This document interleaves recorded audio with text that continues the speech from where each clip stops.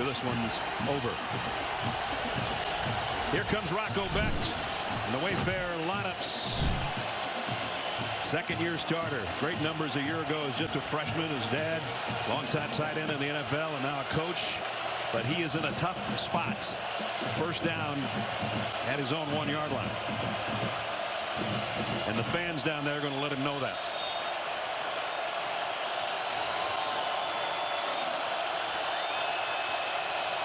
Got a power eye, and he's going to just try to power it out, and he did get him some breathing room.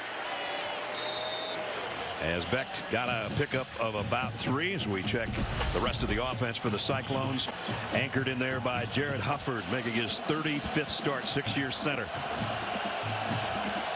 And they've got a tight end of their own that's pretty darn good. Benjamin Bramer, along with the wideouts that Gary talked about in the open.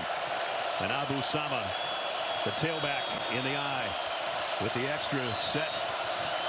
Again, a power eye trying to bang it out of there, and Samu got it out to the 10. They're going to be 3rd down and 1. Yeah, 2 really successful plays coming off your own goal line. Remember a week ago we showed the highlights. They started chucking the ball from the first 2 plays of the game. Yeah. 2 plays, 2 passes, a touchdown. A little different. Starting on your own goal line, you got a goal line offense coming out. They've done a nice job just to get it to 3rd down, a long yard. We'll call it 2. Be a huge first down. Iowa thinking blitz off the corner. Now everybody resets on both lines. Becht in the shotgun. And flags fly. And it's not going to be 3rd down and 1 anymore.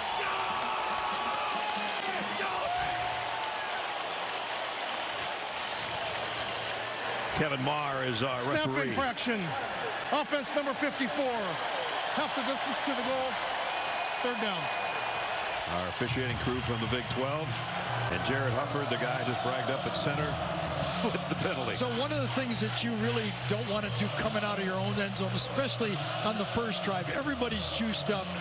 On that play, Rocco Becht changed the play. That just go rhythm, go on to run the play. I think the changing of the play really thought it off different for that offensive line. So now he's in the shotgun, standing on his own goal line, and there's more motion. Yeah. And now they're going to be right back where they started from. And the defense urging on this crowd. You know, for a few years, the fans across the country have been... Offense number 26. Half the distance. 3rd down. Kind of kidding this Iowa program about how much they honor the punt. But right now, you look around and Kirk Ferentz says, see why this punt can work for you sometimes? That's right. They got it down to the 1. It's right back where we all started.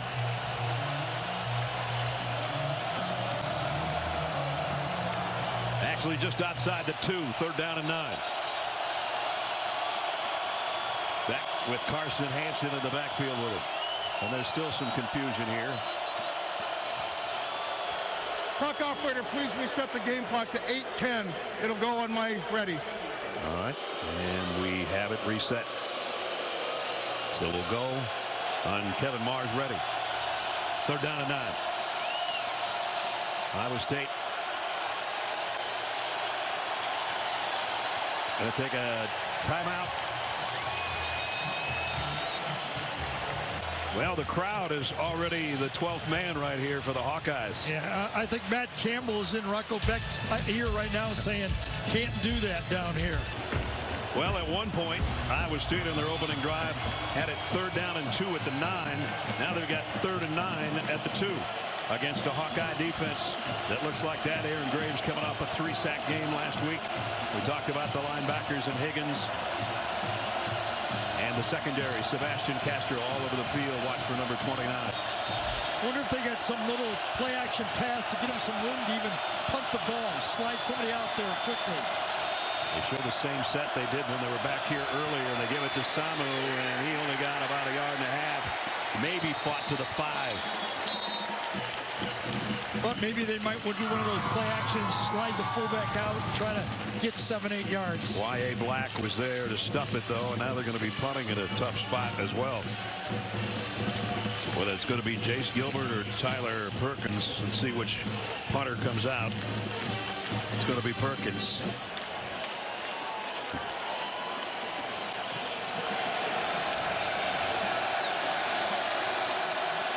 So Perkins almost with his back foot on the back line. And the kick is going to go around midfield, taken at the 48 by Weegan. And Weegan, nifty little return back to about the 43-yard line. Yeah, Weegan scored on a punt return last week, but it was called back, yeah, against Penn State. Yep, that's right. Really hurt this Hawkeye offense. Luke on a preseason watch list for the Mackey for the top tight end in the country. Great field position now for the Hawkeyes at the 43. The quick pass and the slant is complete. Jacob Gill.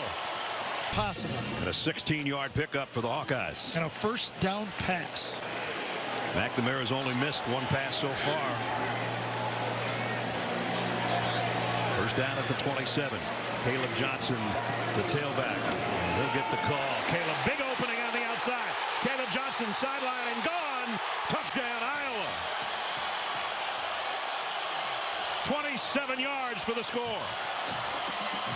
We were talking about tight ends.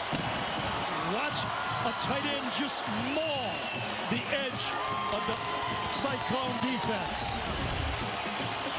Right here. Watch this action by the tight ends. A string. Oh, look at this mauling job to the outside. I think it's Hayden Large.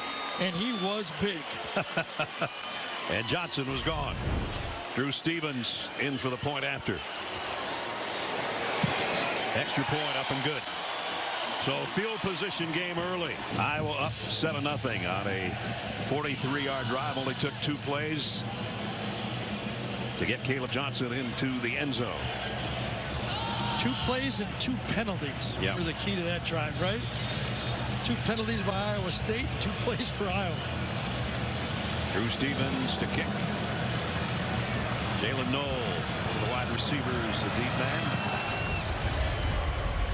And they'll call the fair catch and take it in the end zone, bring it out to the 25-yard line, which will be a nice spot to start considering where they were the first time. Let's take you back to the touchdown. Our AT&T pylon cam as Caleb Johnson has his foot right over the top of you on his way to his 3rd rushing touchdown of the year. He went over 100 yards in their season opener, his 5th career 100-yard game last week, and had a couple of scores, and now has added one here today and is off to a great start. Iowa State is not. 3 plays, 11 yards, as Gary said, the aforementioned penalties that buried him. And now at least Rocco Becht and company can start at the 25-yard line.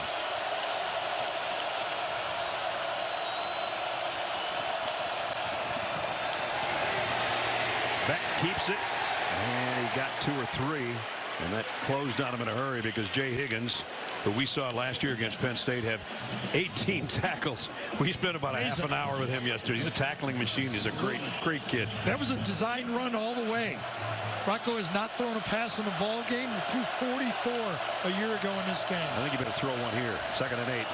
Sidearms one and completes it out to the 33-yard line to Steve Klotz, his tight end. And it'll bring up a 3rd down, but at least 3rd down and short. Yeah, just a kind of short, get it in and out of your hands quickly. Should be able to get these in front of this Hawkeye defense. They kind of give you those. If you're patient enough to take it, and I think that's the word for Rocco Becht today. Can he be patient enough and wait for that opportunity to throw the ball deep when it approaches? I know it's only 5.5 minutes in the first quarter, but to keep this drive going, I think would really help Iowa State's psyche. 3rd down and 2. Well, that didn't look good, and it wasn't very loud. I think that was a double clutch, wasn't it, again, on the snap? Snap infraction. Offense number 54. Yeah, center again. 5-yard penalty. 3rd down. There's that left movement. Yeah, exactly. Thinking about where he was going to block or who he was going to help. And that's the 2nd one on him. And this is his 35th career start. Should be ready for all that. Yeah, but he's played a lot of different positions. You know, guard, tackle, not just center. It seems like right now he's not comfortable right there. You know, Jim Boniface, number 63, started 12 games at center. Wonder if they might look to change up. High snap there. Becht in trouble. He's going down at the 20. Just swarmed under by the Iowa defense. Max Llewellyn, one of the first guys there. Yeah, this Iowa State for the second straight drive starts out a little good, gets in position, but self-destructs with penalties that cost them both drives, in my opinion. I agree with you.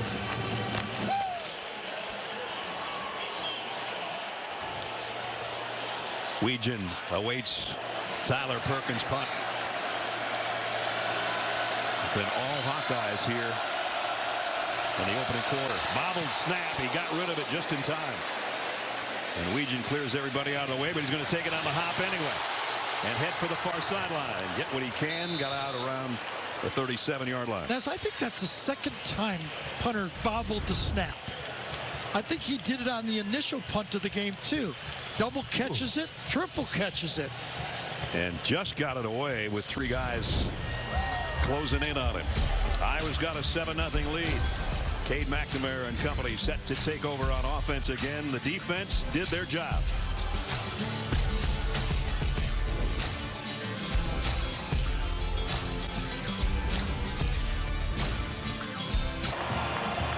Welcome back to Kinnick Stadium. It is 7-0 Hawkeyes. Now at the end of this quarter, we will partake in the emotional tradition of the Hawkeye Wave. 70,000 strong, waving up to the patients on the top floor of Iowa's Children's Hospital. Another special tradition is picking a kid captain for each game. Today's captain, 8-year-old Atlas Coleman. He was only 15 months old when he was diagnosed with a rare type of pediatric lung cancer, underwent chemo, and now been cancer-free for 6 years. Before the game, Atlas met with the coaches and the players. He even got to get on the field and show some love. And the other highlight of the game, he gets to pick the song during the wave. So he chose High Hopes by Panic at the Disco, guys. All right, Atlas, boy. Down the middle and a strike again. And on the run, Jacob Gill. And they found that spot to Gill a couple of times now. Boy, this offense has all the earmarks of what Tim Lester has brought from the Green Bay Packers. Play action pass. Again, first down. You've got that Cyclone defense thinking, we got to get a stop here. We got to help our offense. What do? Take advantage of their aggressiveness and use it against them. Back to the ground game. Short gain for Caleb Johnson. Picked up a couple. We're down to 3.5 to go in the quarter, and Iowa on the drive again. They've won the field position battle. They've won the offensive battle by far, and the Cyclones have done a lot of damage to themselves with the penalties. Caleb already 35 yards on the ground, including a touchdown. Just outside the Iowa State 40. Second down and 8.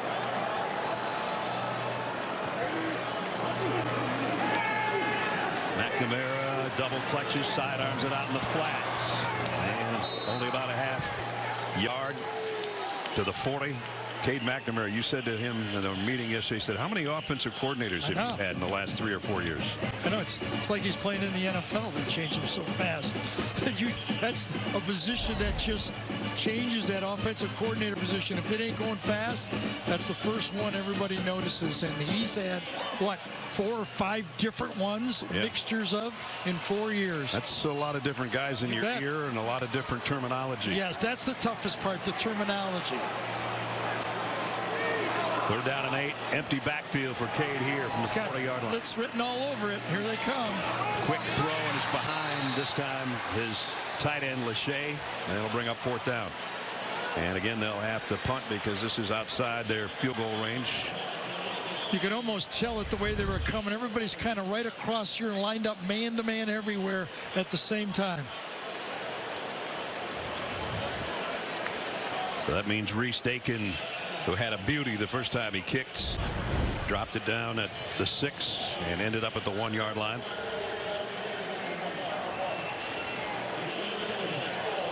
The Melbourne, Australia native, as we see so many times now in college football and the pros. He's heading for the same spot. Let's see if he gets the same result. Just about a fair catch around the 5. That'll work too. You know, often you say don't fair catch inside the 10. But I think in this instance, with the height and having two Hawkeye guys right behind you, I think the 5's better than the 1, right? Which is where they were the first time, right? 2:03 to go in the quarter. So again, the Cyclone offense deep in their own territory. They're going to spot it at the 6. Yeah, not only are you going against one of the best defense in college football, you're doing it one drive on the 1 and one drive on the 5. Yeah. Well, Rocco had been coming on the last 5 games. The numbers kept improving. Today, not much in the first quarter so far. Again, he's got Abusama flanked to his right, the tailback. And he's at his own goal line. He's going to give it to Sama, fighting for yardage, and he got it out across the 10. Good run. There's another kind of off-target snap. It was, wasn't again, it? Yes. Becht had to kind of reach to his right quickly. And so far, it has been a little bit odd for that exchange. That was the best catch of the day so far. Yes, absolutely.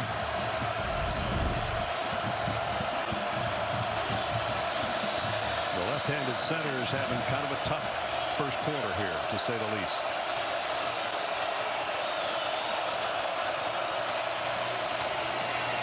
Sama trying to get to the edge. The Hawkeyes defense won't let him. He's going to lose a yard.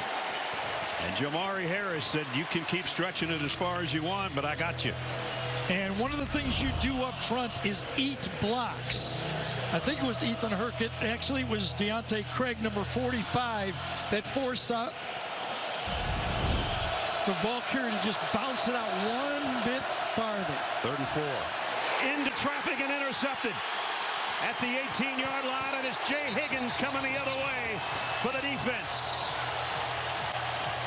He's everywhere.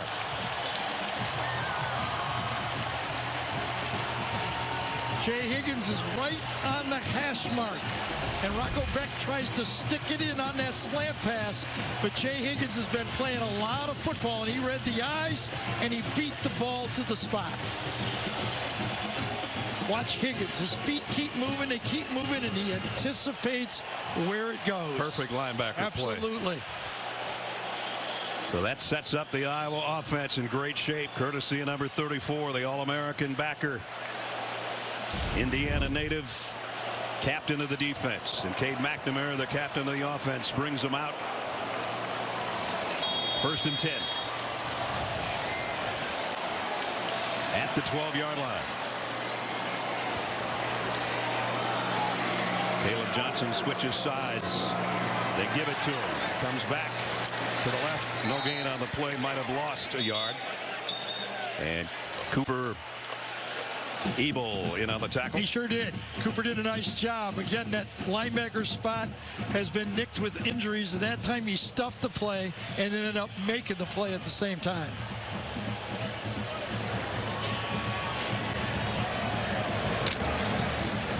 Final 20 seconds of the quarter. That's belonged to the Hawkeyes in every way. Yeah, Luke Lachey is split wide to the top of your screen. The tight end. Empty backfield now from the 12-yard line. McNamara fires to the outside. Is it going to be a catch? Nope. It's out of bounds. The offensive line did a good job that time. Cyclones blocked 5, and that offensive line just meshed it. Intended for Reese Vanderzeen, who caught it, but out of bounds. He was one of the heroes last week, the freshman with 2 touchdown catches. Yeah, the true freshman. Yep. True freshman. A year ago this time, he was throwing left-handed passes for his high school. Being a quarterback.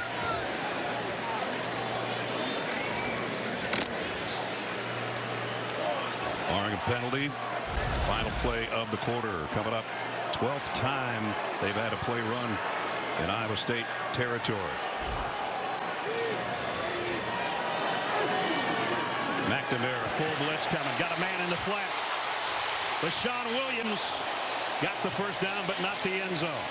It's going to be 1st and goal for the Hawkeyes. One of the things that offensive coordinator Tim Lester raved about Cade McNamara, he said even though he struggled in the first half, he was making the correct decisions. And on this play, he read it correctly. Well, Jenny already talked about one of the great emotional traditions in college football.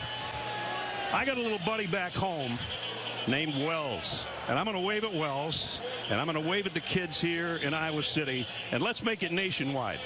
Let's wave at all the kids all over the country Absolutely. that are having some medical issues. It's a privilege to be here to do this.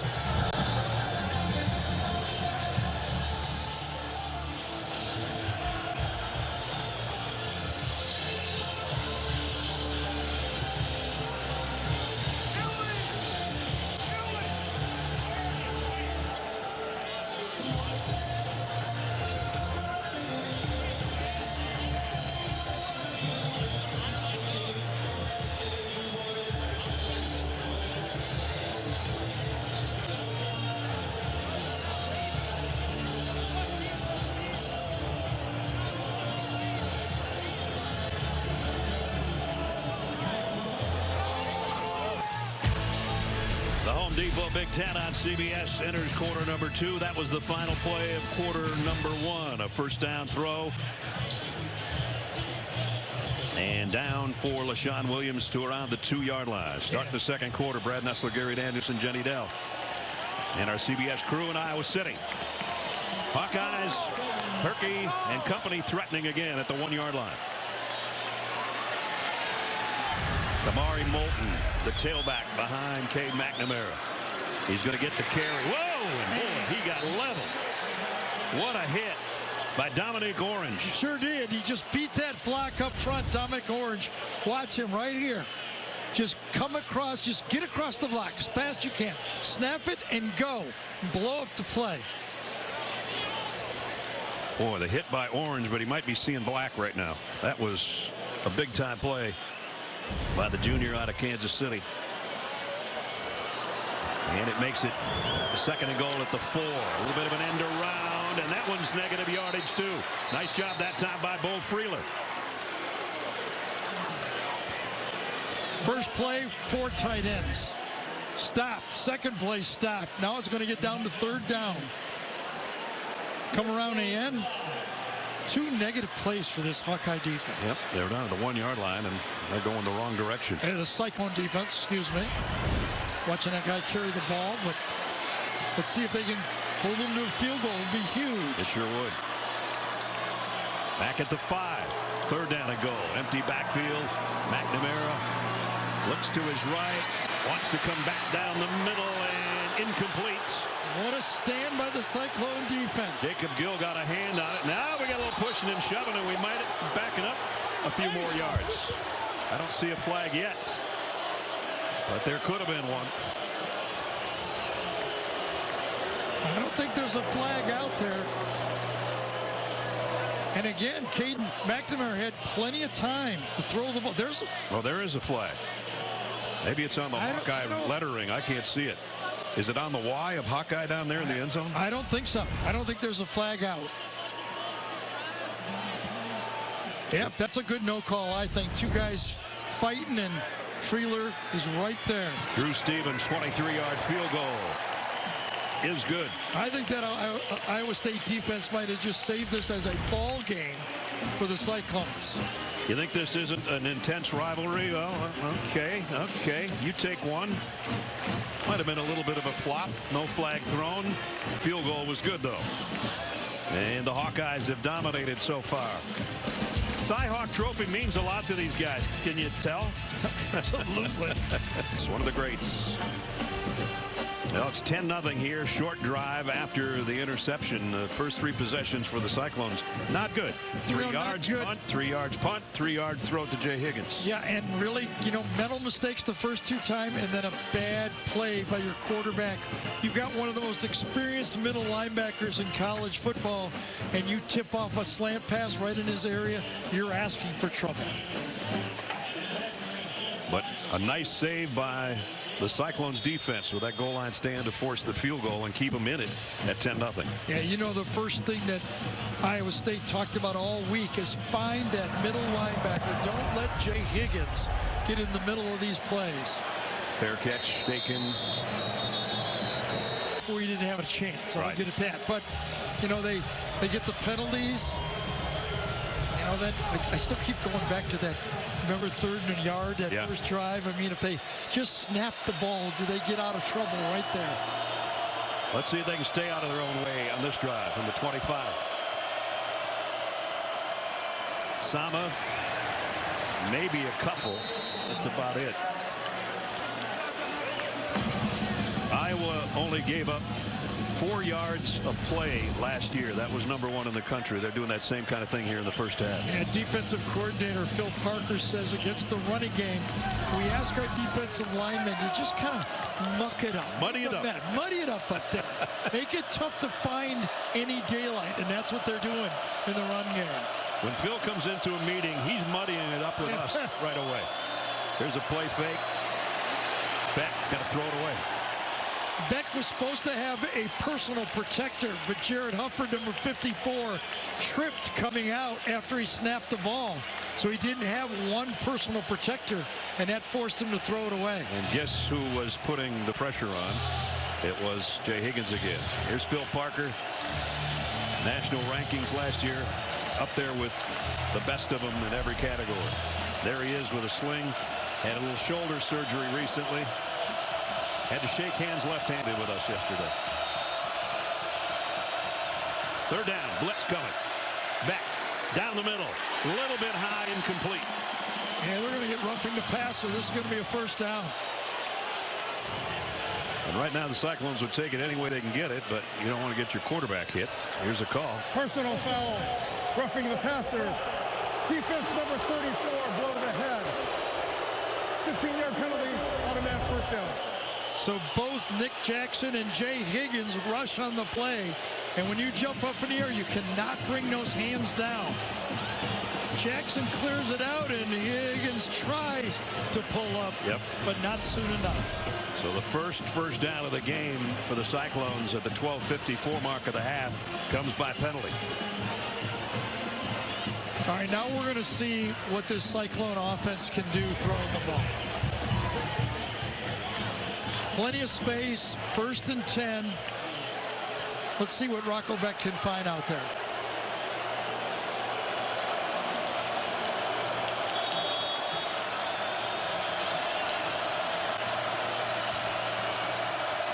In the shotgun, full backfield with Rocco. They'll keep it on the ground, no gain. One of the great things that the Hawkeye defensive line does is stay on their feet. They attack the block with their hands, keep their feet free, and then make plays. Watch how they do it up front like that. Watch them get their hands, strike a blow, keep your feet, wait for the ball carrier. Perfect job. So we talk about Jay Higgins having 171 tackles last year. Nick Jackson, the guy that just made that one, that's career tackle number 461. Those are linebackers.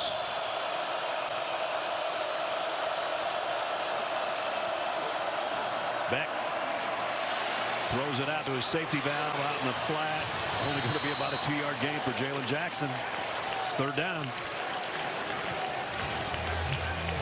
Rocco Becht waited as long as he could, looked downfield, had nothing. Just as he lets it go, he takes another shot. That one came as courtesy of Deontay Craig off the edge. And it's 3rd down and 6. They could really use a 1st down by something other than penalty to get any kind of confidence that they can stay in the game. Even Jay Higgins calling out the defenses. They have to get to the 47. Not going to get there. Thrown out of bounds. I was going, we'll let you throw that one all day on 3rd and long. Yeah. One thing we noticed on the first 2 punts, Ness, is the punter bobbled them both. First one, he double caught it. Second one, he triple caught it. Let's see if we can get. They're going to bring a different punter in. Jace Gilbert. Yeah, not surprised. Chase Gilbert. He punted last week, averaged 37 on his kicks. Play clock might run out on him here, and it does. I don't know if it'll make that much difference for their punting team. Delay game, kicking team, 5-yard penalty, 4th down. Matt Campbell's going, man, not much is going right now. So that backs the line of scrimmage up to the 44, and Gilbert will be fielding this snap around his own 31, 32 yard line. Caden Weegan, low snap, got the kick away easily, and fair catch taken by Weegan at the 16-yard line. So a little chippiness even at the end of the punt return. That was a fair catch. So far for the Cy Hawk Trophy, it's the Hawkeyes. Total yards, guys. Wow. We'll see Notre Dame next week at Purdue. Cade McNamara so far, Garrett. Yeah, what he's doing well is connecting his feet to the throws. If you're ready to throw right away, just get to the spot, throw it. If you're going to go to your second player, one hitch, then throw it. If you want to go to your check down, it's taught 2 hitches and then throw it. That's exactly what he's doing. When we talked with Tim Lester yesterday, we said, you said to him, who's the best you've ever seen it doing that? He said, Kirk Cousins. Kirk Cousins. Yeah. He recruited him when he was at Western Michigan. He said he thought he had him, and Michigan State stole him late. And the Falcons hope that they have a steal in Kirk Cousins, who will start against the Steelers tomorrow. I think about the Steelers every time I look at the Hawkeye uniforms. Why not? Loss of a yard.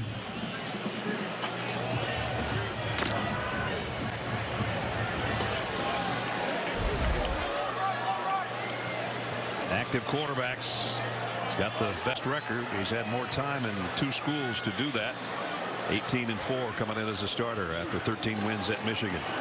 This time we'll draw play, and crawling for what he can is Kamari Moulton. He really never had his footing. It'll bring up 3rd down. It's a nice little package that Iowa State has on defense. They really use 3 safeties in this 3-3-5, and as a quarterback, you don't really know which safety is going to get in the box. Where do your eyes go? And I'll tell you who does a great job of it. Just like Jay Higgins for Iowa, Bo Freeler, number 17, does a good job of being that quarterback of the secondary. Freeler is 24th straight start. He was their leading tackler a year ago with over 100. 3rd down and 8, 2 out of 5 on the day for the Hawkeyes. Cyclones could use a stop here. McNamara down the middle, incomplete, and it is broken up as Miles Purchase got a hand on it. Did a good job, Miles.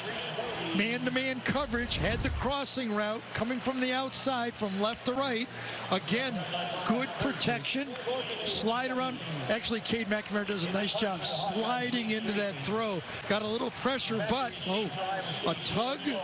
Got away with it. Vanderzee was the intended receiver, the freshman, and so it forces an Iowa punt. But Iowa State likes that matchup. Miles Purchase, a senior against a true freshman. Reese Dakin. Cyclones should get decent field position out of this. Beautiful punt. Well, maybe not so good. Not terrible. Around the 42-yard line is where Jaylin Noel. They need to get him the football today. Their wide receivers have done nothing so far, and that's because the Iowa defense has been tough. But this time it was the Cyclones defense that did their jobs. Our offense is coming back out after this. Transformers 1's in theaters everywhere September 20th. Witness the origin of Optimus Prime and Megatron. That's best field position for Iowa State. They have still not thrown a pass on 1st down. Last week, Rocco Becht was 11 for 12 throwing on 1st down. They need to open it up. They got 1 completion to Jaden Higgins, their wide receiver, and it's all of 3 yards. That's Bramer, their tight end, in motion. Blitz coming from Iowa. Becht a little bit high, but he got it to his tight end, and there's a flag down.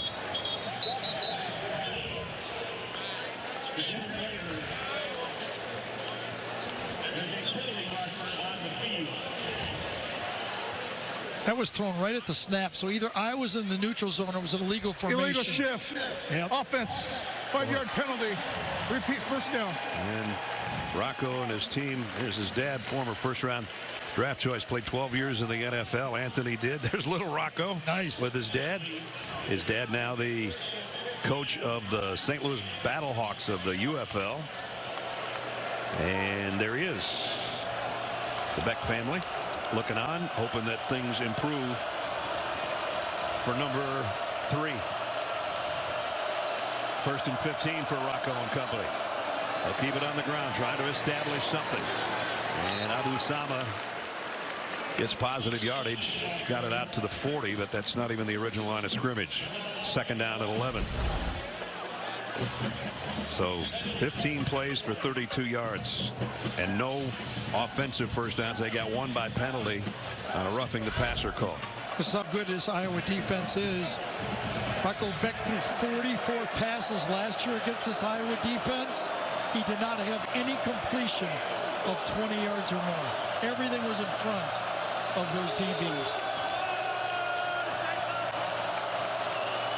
Empty backfield for Becht. Here comes a blitz again. Quick throws to the right spot if his receiver can get free, but Higgins can't. And that's because T.J. Hall was holding on, number 2, for dear life. Yes, but they got it into position on third and medium. And they're going to hurry up, I guess. And they should, but you get against Iowa, you must take what they give you. Patience is a must. They do go quickly on 3rd and 5. Dangerous territory. Incomplete. Jamari Harris, number 27, is a skilled veteran at the corner. He saw this thing coming all the way. He's sitting to the outside, but he knows he's got that slot receiver if it comes his way, and he almost got the pick. Jamari says they call me uncle because I've been around so long. I'm an old guy. Well, he just made a veteran play, and it forces a 4th down. And Jace Gilbert will have his second crack at punting after the first punter, Tyler Perkins, had some issues fielding the snap.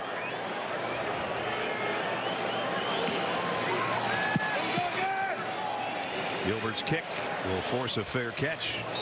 Almost the same spot as the last one, right around the 17-yard line, with 7:16 remaining in the first half, and Iowa up by 10. CBS this fall. Academy Award winner Kathy Bates stars as Matlock. Don't miss the sneak peek premiere of the new series Sunday, September 22nd on CBS and streaming on Paramount Plus as we check in with Jenny. Well, guys, behind the Cyclones bench, the defensive players and coaches are using those new tablets to see exactly where they're breaking down in coverage. They're staying focused. You saw some positive moves in that last series. The defense giving up just under 5 yards per play. One of the new things, along with the coach to player communication in the helmet for both the offense and the defense, the tablets on the sideline.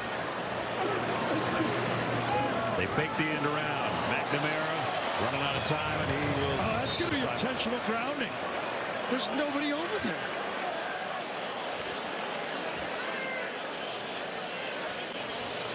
I'm surprised if they don't look at where was McNamara throwing the ball to. The sideline to the rest of the team. I guess he's outside of the pocket. I guess they're going to let him do that. Yep. Because there was no one there. That was a busted play. McNamara 9 out of 15 so far. Second down and 10 here. On the ground. Nice opening up the middle for Caleb Johnson. And they have done their best work, with the exception of his touchdown run, which was to the outside. They've done nice work right up the middle on these runs. Watch the linebacker. It's a run blitz to the inside. He basically blocks himself out of the play. Opening right in between and blocked well, but that was a good positive play. 3rd and 3. It will be, with 6:35 remaining in the half. The Cyclone defense has held up here, keeping them in the game. Considering the amount of plays the Hawkeyes offense has run, it could be a lot worse than 10-0.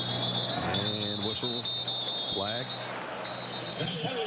I think it was a timeout called by Iowa that time. I think it was. Prior to the snap, Iowa State calls Iowa calls timeout. Their first of the half. So quick timeout here. Back in 30, 10-0 here in Iowa City, where they won 2 years ago under Matt Campbell in his 9th season. Former MAC Coach of the Year at Toledo. He's closing in on Dan McCarty as Iowa State's all-time winningest coach. So what do you do if you're calling a play right here? Remember how that Iowa State defense stuffed you on the goal line, held you a field goal on 1st and goal. Do you run it again, or are you going to try to throw against them? I think they're going to throw. They'll try. unless McNamara runs with it, and that's not what they really want him to do, and he gets leveled from behind. Very little gain, if at all, and it's going to bring fourth down. I'll hand it to this Iowa State defense. Their offense has produced, what, 37 yards in the first half? Only 17 plays, but the Cyclone defense have kept them in the game. Yeah, we made a lot of the Iowa defense throughout the first quarter, but you're right. Cyclones giving their team a chance. And with what, under 6 minutes to go in the half here, or even a field goal, you go into halftime saying we're dead in the middle of this game. Dakin's punts, backpedaling for a fair catch, nice kick, and a fair catch taken at the 25-yard line by Jaylin Noel. Been a long time since these two teams have been on CBS. Goes all the way back to the Sun Bowl for Iowa State taking on LSU. Burt Jones going long. Great arm, Burt Jones. One of the best. An LSU win over Iowa State in that one. Got to go back to 85 for the Hawkeyes to be on CBS. And here's a kick at the finish, and Iowa takes down number 2 Michigan. The announcers, you're wondering, Lindsey Nelson, he wouldn't even wear the CBS Sports plate, but Pat did, and then Brent Nera called the one in 85. Great memories. I think Lindsey Nelson said, what are they going to do to me? What are they going to do, fire me on Lindsey Nelson? Gary and I last did this game in 1992. And here we got a low-scoring one, which is kind of what we expected. Adbu-Sama on the carry. Yeah, Adbu-Sama is a really, really nice back. Bounces it out, patience, quickness when he has it, needs it. Yes, very positive play. He was their leading rusher last year, over 600 yards on the ground. Trying to get some groundwork done here, and he does. Good enough for the first down at the 5-minute mark.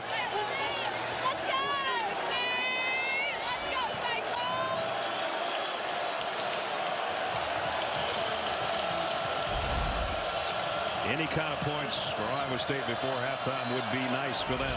And there's a good throw and catch. Yeah, nice adjustment that time to the outside. Jaden Higgins, who they call a special athlete, reacts to this ball. It was not on target. Watch him react into the inside. Jaden, almost a 1,000-yard receiver last year. That's his biggest pickup of the day so far. Another first down approaching the midfield area. Adbu-Sama got it to midfield, or very close with his forward progress. Just to give you an example of what the field position has done to this Iowa State offense. Last year, the two receivers, Higgins and Noel, combined for 16 catches for 145 yards. 2 so far. Yep. And the only thing Noel has done so far is field punts. Hawkeyes forced a punt or a turnover on every defensive possession. Right at midfield, 2nd down and 7 for the Cyclones. Rocco Becht sidearms it. Whoa, tough catch. That was sweet. About a 2-yard pickup for Carson Hansen, but what a catch. Matt Campbell says, I like my quarterbacks to be able to quick trigger it like a catcher, not a pitcher. That's exactly what. Pickoff play to first base that time. A nice double catch and held on to it. Biggest 3rd down probably of the half for Iowa State's offense right here. Trying to at least get into field goal range. 3rd down at 5 from the 48. Becht lofts one. Incomplete at two guys in the same area. I guess it was intended for Bramer. It was. Just not accurate enough. He says he's tried to improve his throwing to the left. Had 3 high ones last week, and he had a completion if he throws this one accurately. So there went that opportunity. Now we'll see if Jace Gilbert can pin Iowa down inside their own 5 maybe. The last 2 have landed around the 16-yard line, where Weegens made the fair catch. This time Weegens lets it go. Makes the end zone. Not quite. Touchback. Close.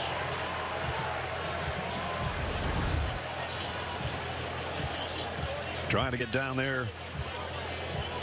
The punt coverage team just couldn't make it stop at the 1-yard line. And so out to the 20 comes the Hawkeyes with just under 3 minutes remaining and a full complement of timeouts. Kind of an interesting situation here for this Iowa offense. You're in a football game where you're controlling the game basically. Do you really go 2-minute offense? It's not your style.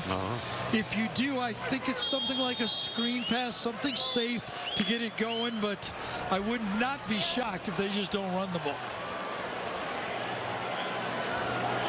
If they do, it'll be LaShawn Williams, who's the tailback behind McNamara. LaShawn tripped up after a gain of about 3. Jeremiah Cooper made the hit. Don't seem to be in a hurry, do they? No. These games are usually pretty close score-wise. Last year, the Hawkeyes won in Ames 20-13. 2 years ago, Iowa State won here 10-7. Caleb Johnson now, number 2, back behind Cade as the tailback. They tossed it to him, and he's got an opening. Caleb Johnson, open field, midfield, and finally knocked out of bounds as he got to Cyclone territory by Freeler, or he might have had a touchdown. Well, that's the second time they broke off tackle running to the right. One of them for a touchdown, and this one to put it in position to score again. The blocking right up there, tight end and offensive tackle, and they clear it out again. Jennings Dunker, Connor Colby, 67, 77. So 2 big runs, the 27-yarder for the touchdown, the 37-yarder to get him in Iowa State territory as we've hit the 2-minute timeout here at Kinnick Stadium. Leisure when you're giving somebody a high five on your way to the end zone. 2 minutes left here, and the Hawkeyes have controlled the game 10-0. They got a first down at the Cyclone 40-yard line. Yeah, that's the nicest way to run a 3-minute offense. You go off tackle twice, and you're in scoring position with 2 minutes to go and a half, 2 timeouts. Got the whole offense in front of you. Tim Lester told us yesterday we want to rule the C's, kind of a play on words, talking about the C gap, which is right off that tackle tight end. And right? they've done it beautifully with Caleb Johnson more than once. We'll try it again. Well, it'll work again. Down to the 15-yard line. That's 3 of them. Same way, too, all to the right.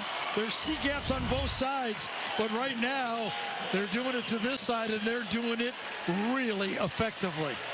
I mean, that's more than a hole. That's a canyon to run through. Man, he's got runs of 27, 37, and now 26. Play fake, out in the flat, complete down to the 5-yard line to Ostrenga. And Iowa's got something working again. I think Iowa State only had 10 guys, and they were trying to call timeout. See if this player isn't trying to call timeout. Yes, he is. The referee does not see him as the ball snapped. It's basically a play against 10 men for Iowa State. So the Hawkeyes, with that catch by Ostrenga, getting down to the 5-yard line where it's 1st and goal. As you take another look from our AT&T pylon cam, as the tight end gets it right down to the 5. That's where we are. It's 2nd down and 1, though. Not 1st and goal. McNamara to the end zone, a little bit high. Sailed it, yep. Intended for Luke Lachey.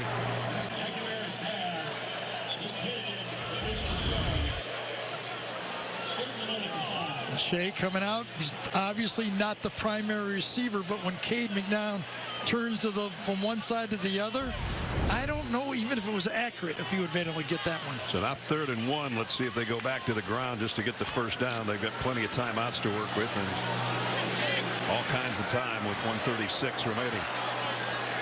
Caleb Johnson, deep set tailback. Tight end in motion to help block. They're going to give it to the tight end. Hayden Large, which is basically a tight end fullback. Yeah, that's right. It's tight end, H-back, fullback, but in the Hawkeye offense, it doesn't matter. Doesn't matter what number you are. Exactly. Sneaky little play. Looked like he was going to be the lead blocker, and they hand it to him. And so now it is 1st and goal.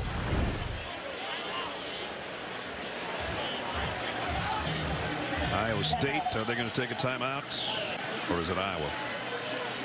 I think it was Iowa.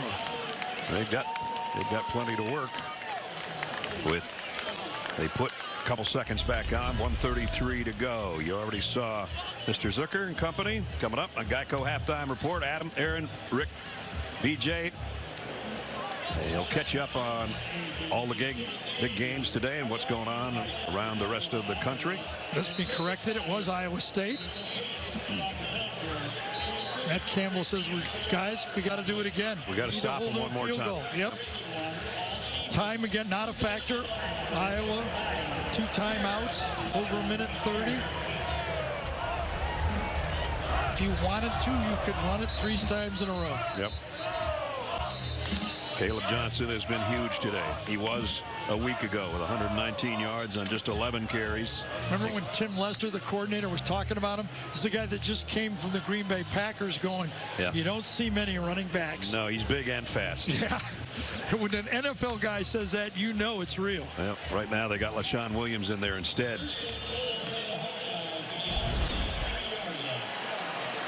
McNamara's been solid. Hasn't had to do much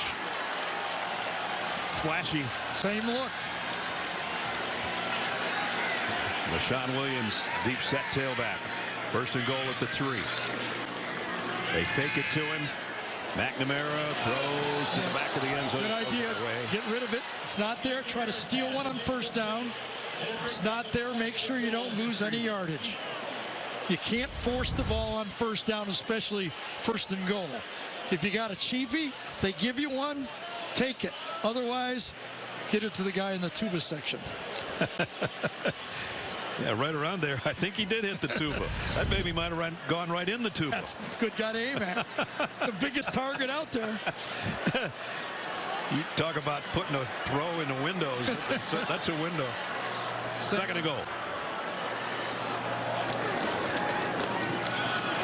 Williams stacked up.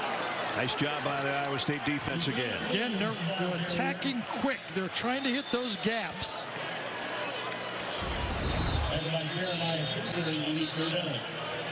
Beating the blocks at the point. Actually, it's almost the secondary players getting in there to stop those plays. Went on to star the Kansas City Chiefs. He did analysis on Iowa Hawkeye radio for years and years and years, and now he still does a pregame and postgame show. But yeah, Ed and I had our moments together. We'll put it that way and leave it at that, I guess. Great players in Big Ten history and obviously the NFL. 3rd down and goal. Biggest play of the day for the Cyclones defense if they can hold one more time. Caleb Johnson back in the tailback spots. Cade McNamara in the shotgun to throw. And in trouble. Throws on the run, incomplete, and they have held again. Sometimes you're just not looking at the right guy. Jacob Gill goes to the corner of the end zone. Nobody covers him. Watch this. He's out there 20 yards in the open, but Cade McNamara was looking inside. You think he's open? Wow. He had gone in motion before he set up on that left side, and nobody out there with him, but Cade goes down for a strenga and then takes a pretty good hit in the meantime. And they do force a field goal. 21-yard attempt by Drew Stevens. And it's up and good. Impressive job by Matt Campbell. Kept his defense fresh, called timeouts, challenged them and said, guys, keep us in the game. And they did. 70,000 fans, the Hawkeye version, enjoying what they're seeing so far. Not so much for the folks from Ames. 13-0, Iowa in front. Well, you would think that Iowa offensive line, 4 tight ends in the game, big running backs. You're going against that 3-3-5 defense with 5 DBs in the game. Iowa State hurting at linebacker, but Iowa had it 1st and goal at the 2, field goal, and 1st and goal at the 3, field goal. The guy that hit them both's got it teed up to kick back to the Cyclones, who have 1:11 and no timeouts to work with.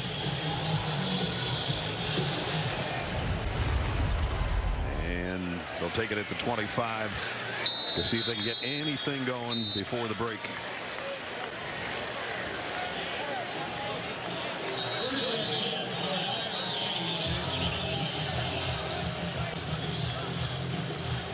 Iowa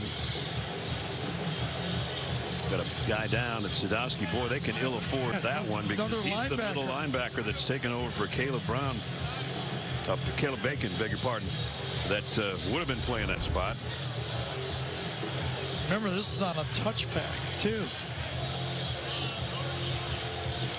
Oh, and he got rolled up on by his own guy. Man. Yes, he did. Oh, man.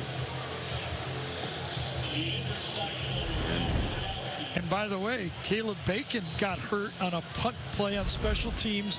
Your middle linebacker in there as a personal protector. He got hurt on a special teams play as well.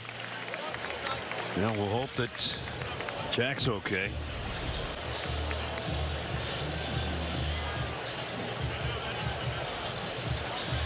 So they're running out of linebackers. I mentioned this earlier. McLaughlin out indefinitely. Bacon, who's already had surgery after the game last week, and now down goes Sadowski. At least for the time being, we'll that's check on at least 4 out of their top 6 linebackers. Yep. So Rocco Becht in the offense from the 25. No timeouts. Yeah, how much of a chance do you take? Remember, Iowa State gets the ball to start the second half.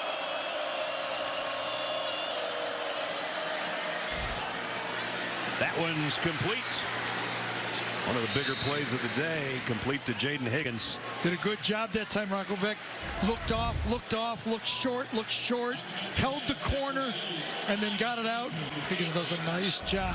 Again, reacting to the ball in the air. I think I said that they had no timeouts. They do have one because it was Iowa that took one earlier, and that was my mistake. Here's a quick throw to tiptoe out of bounds for Jaylin Noel. I think that's his first catch. So those two guys, Jaylin and Jaden, the wide receivers that Rocco wants to get the ball to, and they've just been unable to for the most part until the last couple of passes.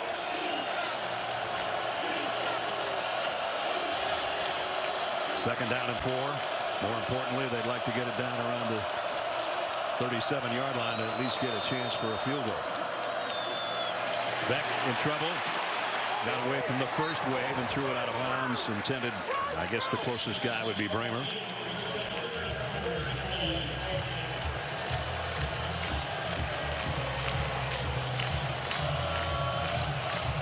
Iowa State 3rd and 4. They have not converted a third down conversion in the game. 0 for 6. That's not good. This would be a big one to keep any hopes of getting some points on the board before halftime.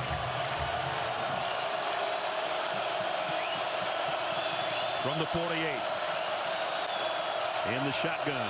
Rocco Becht. Pressure coming off the edges and knocked down beautifully. Incomplete. And it was TJ Hall that made the play. And TJ Hall is the one new player on that defense. Comes up. One of the things that Iowa does well is they know the other team understands the Iowa defense and that they like to throw everything in front of them. So they squat a lot. They expect the ball to be short. And that time, TJ Hall was expecting the short throw and made the play. They kind of defend the first down line. Well, Iowa's going to get it back. They went for the block. They hit the kicker. Do we have a flag? We do. That's a big gamble. If it's less, running into the kicker, but this could be roughing it into field goal range. I think even running into is going to give him a first. Oh, yeah. It's less than 5. It's 4th and 4. Personal foul. It's personal foul. Roughing the kicker. Defense number 20. 15-yard penalty. Yeah, automatic first down. That was a little bit of a greedy call, if you ask me, from the Iowa special teams unit. Yeah, he got all of it. And so first down by penalty, and now that's going to put him around the 40-yard line, or inside the 40, actually. I mean, you're going to get the ball out. You're likely to take a knee on the play anyway if you're Iowa, not try to do anything. Now you give the ball back to Iowa State. And they've got it at the 37-yard line, so you could call this field goal range already by penalty. Yeah, and the way they're throwing the ball, they should have control of the clock. One timeout left, 1st and 10. 3 receivers to Becht's left. That's where he's looking. Goes that way high, almost intercepted. And intended for Gabe Burkle. One of the 2 tight ends that rotate in there. Benjamin Bramer was not on the field. They went to the other tight end, and just a bit inside. Very tough catch. Going to the sideline, you got that ball high and behind you. Tyler Fisher was fishing for one there. Couldn't quite pull it in.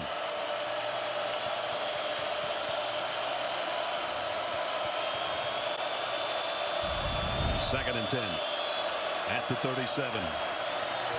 Becht throws low, but catch. Great catch at the 25 by Noel. So finally, number 13 on this drive. Got a couple of catches. You can really tell how special these 2 receivers are. Higgins and Noel being able to grab bad passes on the run. That was a tough one. All right, time winding down. 15 seconds. Becht on a crossing route. Complete. And now they better use the timeout or spike it in a hurry, whichever they choose to do. And they're going to try for the field goal. Just let the half end. They get the ball to start the second half. I don't think Matt Campbell could have asked for anything more to come out of the first half. I agree. It could easily be 23 to nothing right now. Remember how he smartly used his timeouts down there, bought another series, then they get the penalty call on the punt. Kyle Konrardy will come out of a Perkins hold. Didn't kick a field goal last week, was 3 for 3 on extra points.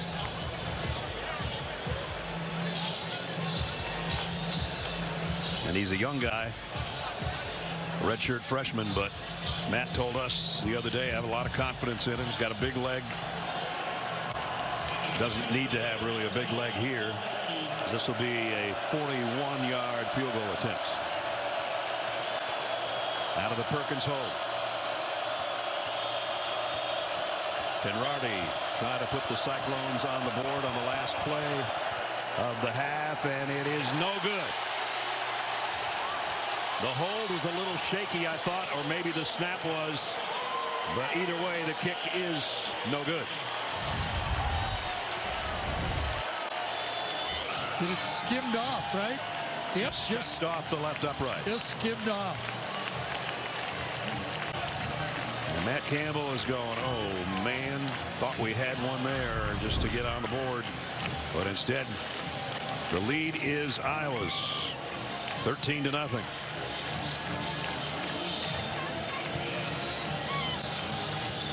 As the Hawkeyes head to their locker room.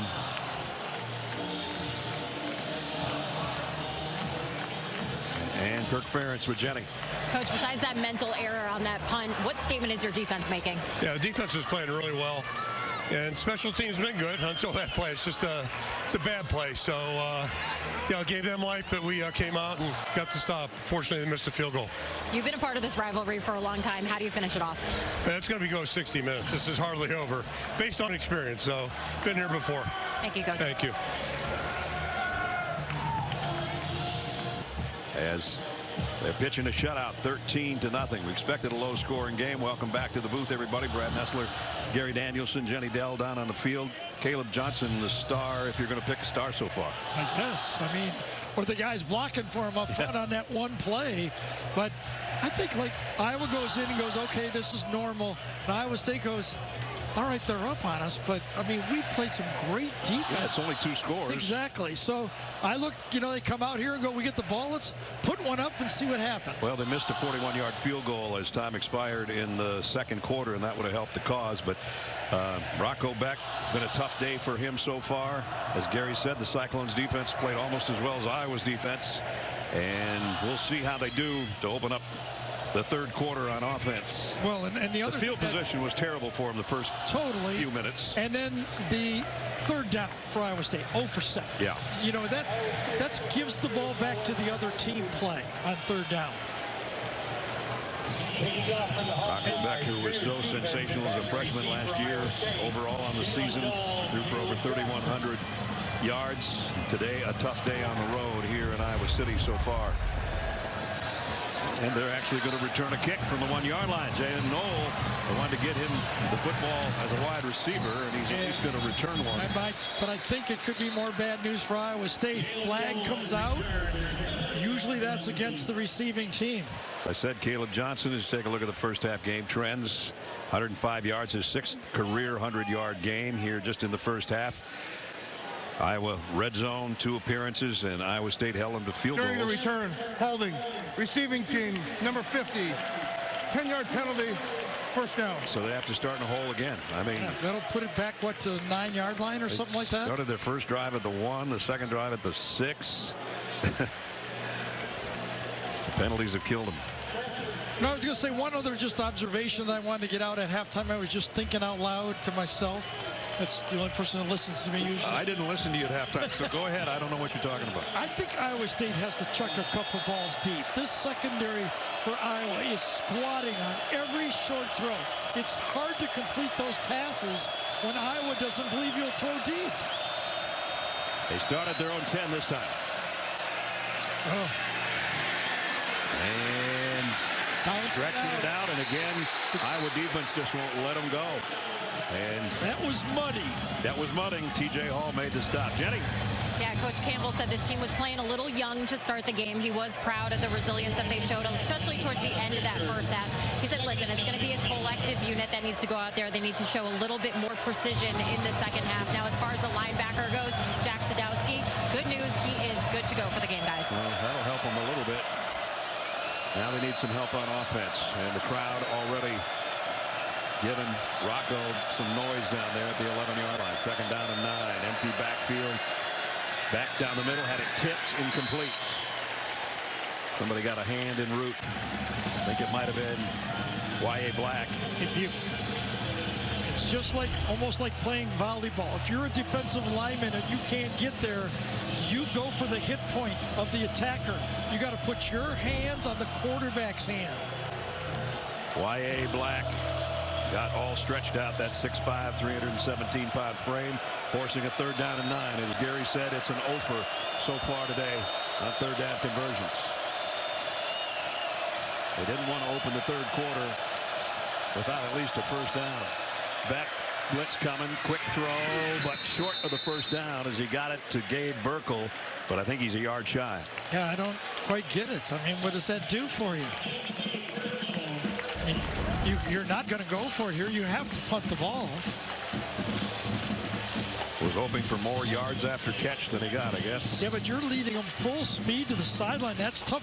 There's no yards after catch when you're running full speed to the sideline. The other thing you pointed out to me at halftime, because I did listen to you a little bit, and you look at the AT&T pylon cam angle there, a lot of his throws have been to the left side. Does seem to throw left a lot. So they got Tyler Perkins back in there, who had trouble handling the snaps. Not necessarily that his punts were bad. He's set to kick here, and going to have to wait because we got another flag. Kevin Marr's been a busy referee. Play a game. Oh boy. Kicking team. 5-yard penalty. Still fourth down. And Matt Campbell's not happy. Yeah, 8 penalties already in the game for Iowa State. A couple of them have been just horrendous. And Matt almost ripped up his play card there on that last one and then just said, oh, whatever. So now punting from his own end zone is Perkins. And this kick not very good at all. And again, if any crowd knows punting and what's good and what's not, this crowd does. Yes, they do. And some more shoving on the sidelines. And still no flags, even though Hawkeye hit the deck that time. Big 12 officiating crew, and they're letting them get away with a little pushing and shoving, which is what happens in a rivalry game. Iowa defense. Hasn't it always been this way in Iowa City? Sure seems like it to me. Played in this league and go, C-gap my. Doesn't start with a C either. Caleb Johnson over 100 yards with that C-gaps. They fake it to him. McNamara going to throw it back the other way, and it's intercepted. Dangerous throw, and it picked off by Darian Porter. Remember they They started the game with a throwback screen pass that was almost intercepted. Now they open up the second half with another gimmick that went wrong. Throwback, they feel like they're going to get the wheel route down the sideline. They do not. Boy, nicely played by Porter. I'll tell you, this is a really underrated secondary this Cyclone team has. Porter out of Bettendorf, Iowa, and that is a big play because it was a 42-yard line to start possession after that short 30-yard punt. And just a story on Darian Porter. Waited for his 6th year.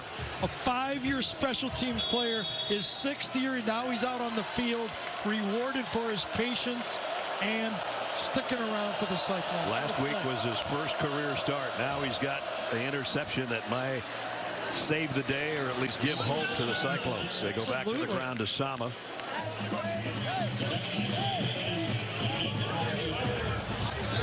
Defensive lineman. Fundamentals. Get your hands. Strike the blocker. Move your feet. Play both sides of the blocker. Disengage and make the... That's a teaching film right there.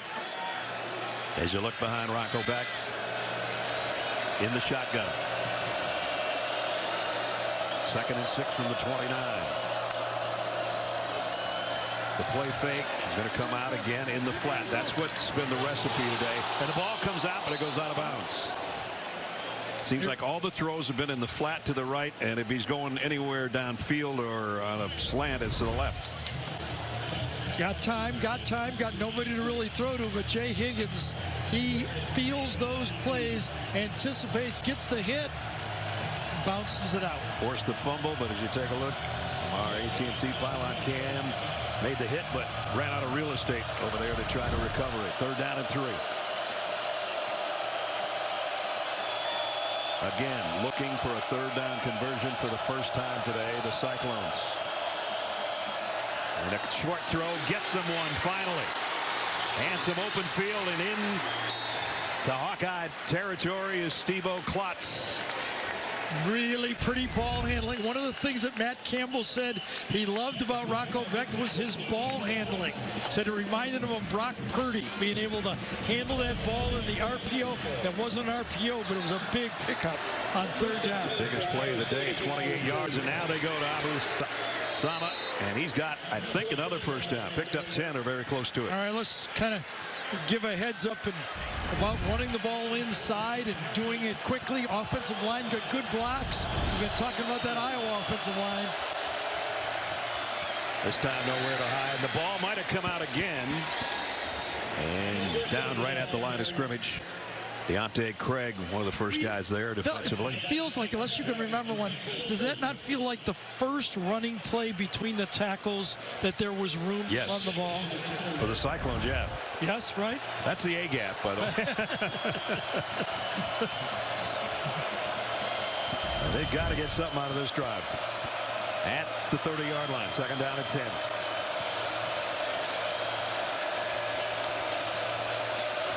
Jaylin Jackson in the backfield with Becht. They fake it to him, whips it down the middle, and that's a good throw and catch. And still going is Benjamin Bramer, the tight end.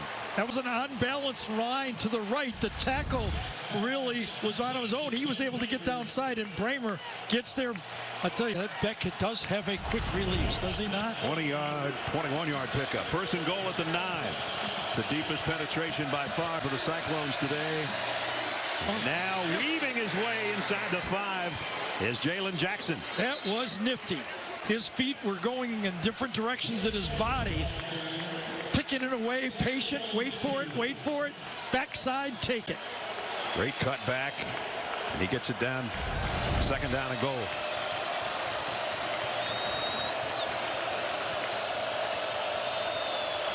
Abu Sama back in at the tailback spot. In a full house backfield. From just outside the 2. Cyclones looking for points for the first time today. Sama still on his feet. Oh, then he got decked by Herkett. Sama got slammed on that one. I don't know. I mean, I think it just feels like that was a big, play to run that T formation against this Hawkeye linebackers and safeties. I don't know, I just question that again. You're just allowing those veteran linebackers to just run down the play from inside out. Hope you got something else off of this formation.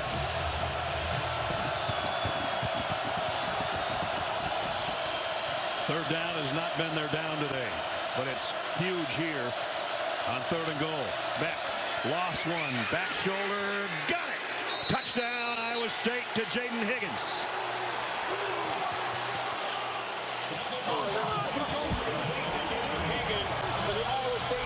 Let's go! Finally in the end zone. Two big pass plays, both over 20 yards. Did not have one all last year. And this time Higgins takes it away from T.J. Hall. That ball, both guys had that ball at one point. The Cyclones come away with it, and a huge touchdown, capping a long drive here in the 3rd quarter. Two veteran receivers, Noel, number 13, 9 Higgins. What, 75-yard drive? Yep. Yep. And that came after the interception, remember, by Darian Porter. Extra point. Konrardy up and good. So just like that, got a ball game, 1-score game. 8:48 remaining in the 3rd quarter. Remember, Iowa comes out with a first down throwback pass, a little bit of a gimmick play. Doesn't work, blows up, and all of a sudden, coming out of the T formation, you've got your senior player with a lot of experience in a one-on-one, and he just steals it away from Hall, who had it for a half a second. Great catch. Cyclones on the board. 75-yard drive in 9 plays. 4.5 minutes to get it in the end zone. 13-7. Bar last night. They had 3 gigantic screens the size of a semi-trailer truck, and you were on the Indiana Fever were playing the Minnesota Lynx. You were on every one of those. They had the Eagles and the Packers on about a 24-inch monitor in 2 spots, and every time you hit a 3, the crowd went berserk. And when the game was over, the place emptied out. Man. I mean, that's Caitlin Clark around here, folks. Well, not just around here. Everywhere.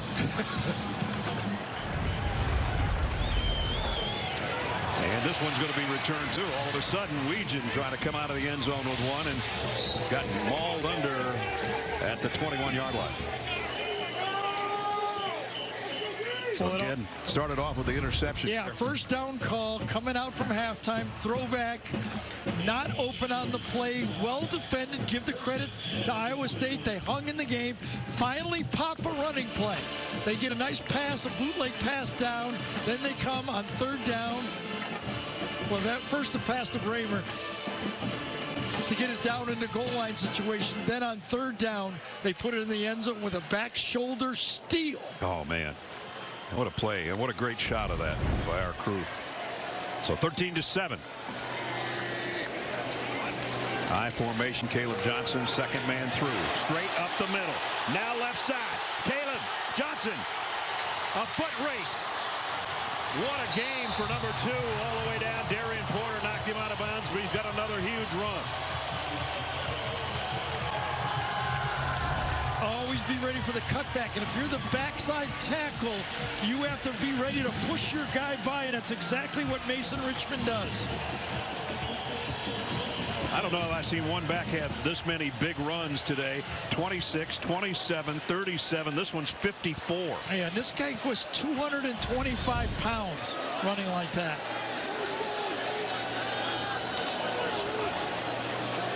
Kamari Moulton will give him a breather, a well-deserved one, and he'll get the handle here, and he's going down for no gain. Again, that's one of those plays that has been run around here for 50 years. At least. Used to call it the sprint draw, and then the running back reads all across the line and looks to cut back and goes clear behind the left tackle. So on that side, Bo Stevens, Michael Richmond, both doing Mason Richmond, excuse me, both doing a great job on the backside of the play. Wow. Hawkeyes had 241 yards on the ground last week against a lesser opponent. Today against Iowa State, 171 and adding to it right here for about 6 more is Kamari Moulton. Nice catch that time by Cade McNamara. Snap was wide, grabbed it with one hand, kept the play alive.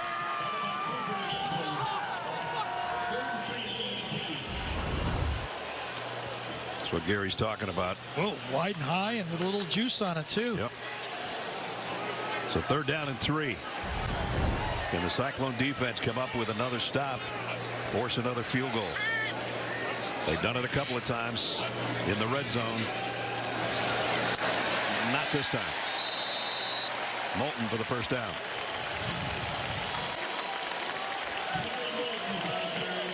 Redshirt freshman out of Fort Lauderdale with his 1st down carry. Now he'll come out. Caleb Johnson will come back in. Big day for number 2 as you see him there in the Hawkeye huddle. Since Iowa substituted, Iowa State slowly substitutes, get an opportunity to rest their players. Johnson gets inside the 10, gets swarmed under by the Cyclones there.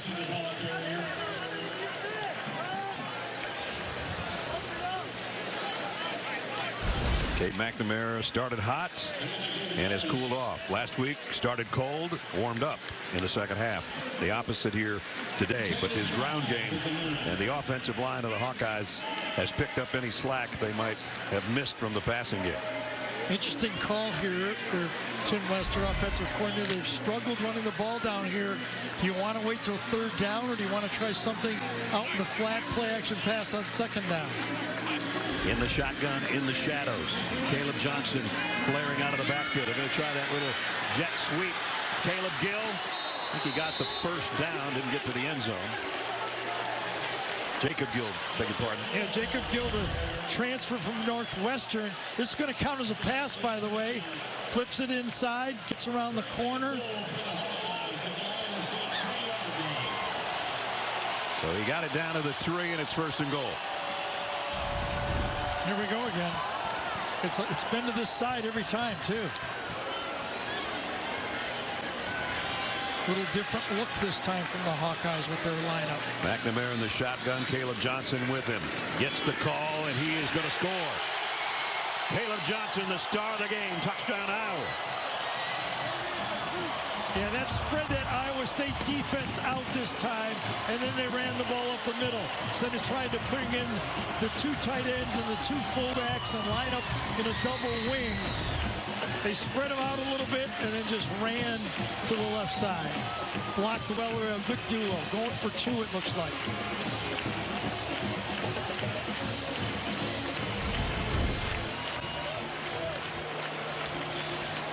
(19-7), obviously trying to get it to a 21-7 game. They tried a 2-point conversion last week that was unsuccessful. Might have to take a timeout here. Clock is, oh, they just restarted the clock.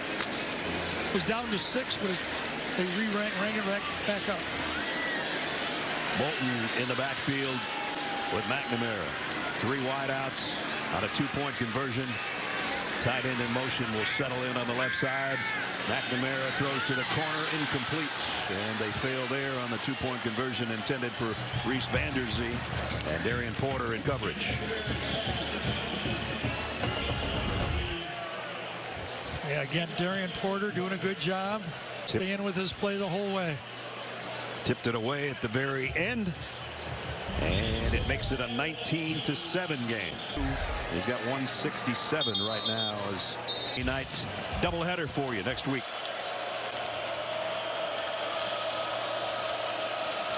Carson Hansen in the backfield with Rocco Becht, who's finally going to go deep and got a man wide open. And on the way is Jaylin Noel. Touchdown, Cyclones on 1 play. 75 yards. Told you they were squatting on him.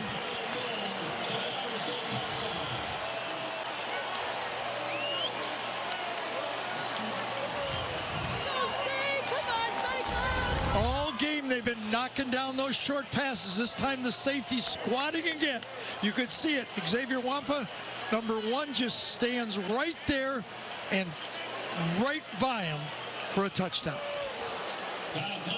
Jaylin Noel, who had a career-high 8 catches last week for 135 yards, just takes one of them, 75, for a huge score here with 4:35 to go in the quarter. When you got guys knocking down short passes, you must throw the ball deep and open up. Every throw's too hard. That one was easy. Their last drive took them 9 plays to go 75 yards. This one took them 1 play to go 75 yards. And we got a ball game for the Cy Hawk Trophy right now.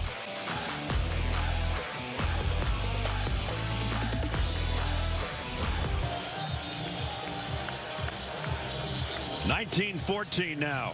Partner, you've been calling for this for about half an hour real time, about 10 minutes of game time. While I was eating chicken strips, I was saying this team right here, that's the matchup. You got the slot with speed against the safety. Watch, Wampa will not take 1 step back. He just stands there. You're not going to stop that. And that's an easy throw. He's 8-10 yards into the open all game. You see those safeties knocking down square in routes? You got to go deep on them. And deep they did on 1 play, and a 75-yard strike has made it a ball game.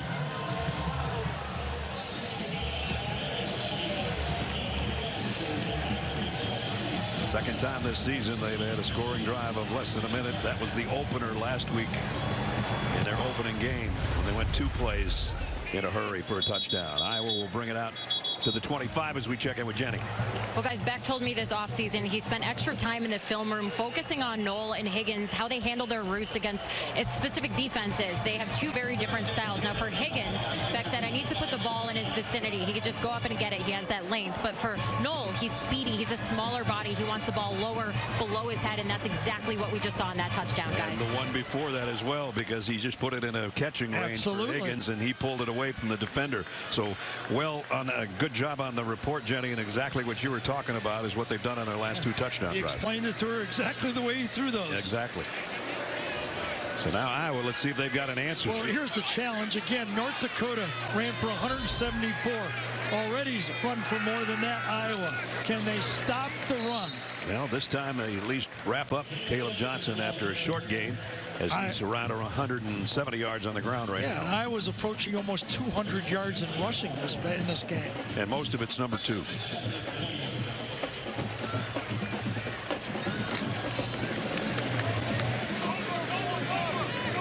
Second down and 7. Things are evening up yardage-wise, time of possession-wise. Caleb Johnson picked up again. Nice play. That's 2 in a row. They knock him down before he can get ahead of steam. That time, Miles Purchase. Yep, Miles Purchase, one of those 3 safeties. They kind of interchange those guys. One safety comes up, he's the strong safety. The next time the weak guy comes up, he's the strong safety. You don't know as a quarterback which guy really is coming up to be the next guy in the box. Purchase had 5 tackles in this game a year ago. A good one there is forced a 3rd down and long. Neither team very good on 3rd down conversions today. 3rd and 7 for the Hawkeyes. Cyclones were showing blitz. They'll back out of it. McNamara fires down the sideline. Incomplete. Good coverage over there by Bo Freeler. It was Bo Freeler. When you put on the tape of Bo Freeler, number 17, senior, been doing this for 4 years, reminds you a little bit about an old-time safety, Eric Waddle from Utah, played in the NFL for the San Diego Chargers. He's got great speed, great size. You know he's almost 220 pounds. Yeah, he covers some ground, man. Sure does. He's kind of a hybrid. Looks like a linebacker, runs like a safety. Made a nice play there and forces a punt, 3 and out for the Hawkeyes. Oh, you got to catch that ball. Oh, you got a good bounce.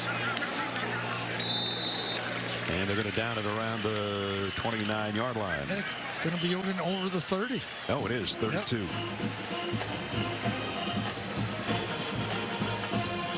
Yeah, those are the ones, those low ones like that, when they hit, they can bounce and gain 15, 20 yards. He called it off right away. And it was a good bounce for the Cyclones. Hit a player, that's why it's not across the 30 to 32. So here we go. Yeah, here we go for sure. I mean, a quarter ago, we're going, okay, this is kind of a snoozer. Not anymore.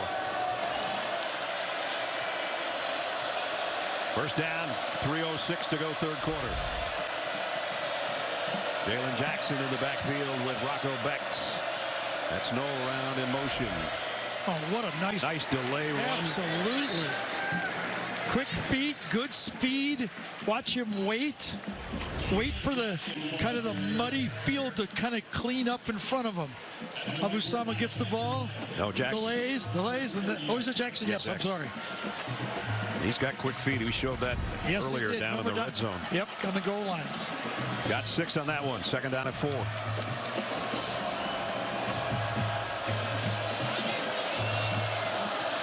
A drive that could put the Cyclones ahead in the ball game for the first time.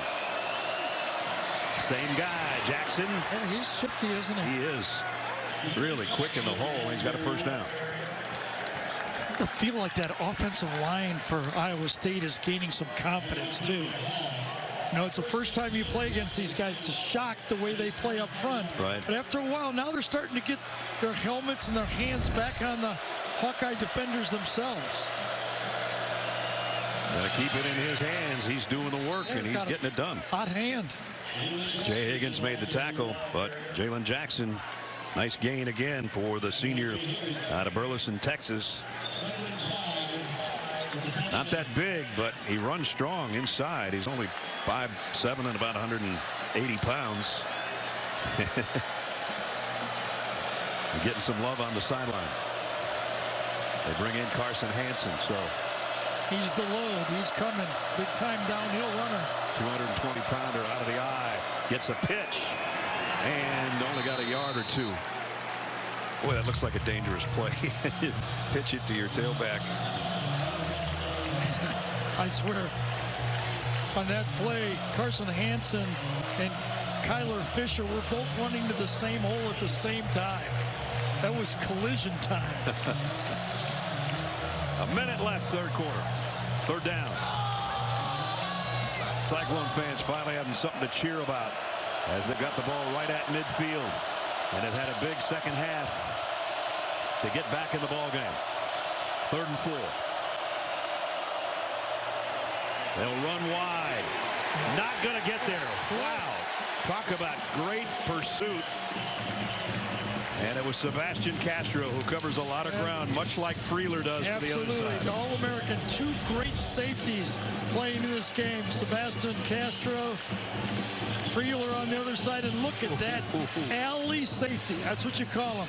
Those guys that read those runs right away and come out and make the play. I want him in the alley with me at all times. Absolutely. 4th down. Jace Gilbert to punt. Might be the final play here, the third quarter.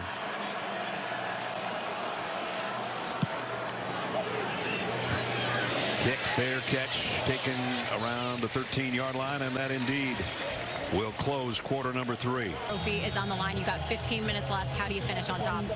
Well, you got to have precision and detail, and I know we talked about it coming out of half. I really thought our kids responded really in the second quarter physically, and I thought they've done a great job here to start the third quarter, and we're going to have to do it in the fourth to go win this game. Thanks, Coach. Thanks so much. Well, their defense does it on the first snap, bringing down Caleb Johnson for no gain. Yeah, you know, 6 yards passing for Iowa in the second half. They started out okay. Yeah. This is kind of the story of Iowa football. In the past, they would kind of just run this game out and play it, depend on the defense. The thought is, can their quarterback win them a game when they need them? Yep. Second half last week was good for Cade McNamara. First quarter was pretty good for him. Since, nothing. On 2nd and 10, and a loss this time, and the Cyclone defense comes up big again. Trent Jones, Jontel Williams. Now it's going to be 3rd down and long. Pretty sure that was an RPO this time. Cade McNamara, whatever he saw, he gave the ball to the running back. Running back did not see the hole he liked, came out of it, and ran right into the blitz. The R part of it didn't work, that's for sure. Jontel Williams, who had 11 tackles last week, just made a big play there. Career high 11 tackles and a loss, making a 3rd down and 12. Now Cade McNamara is going to have to put this one up. and try to complete one here and get some passing yards. And down the middle he goes, and he overshot his man. Incomplete, intended for Reese Vanderzee. And they're going to have to punt. Right at the end of the route, there was a collision between the cornerback and Reese Vanderzee, and that's what threw it off. This pass was on target, but just as Vanderwee was making his break, that's when there was a collision. And the Cyclones should get great field position out of this, no matter what Reese Dakin does as the punter here in his own end zone.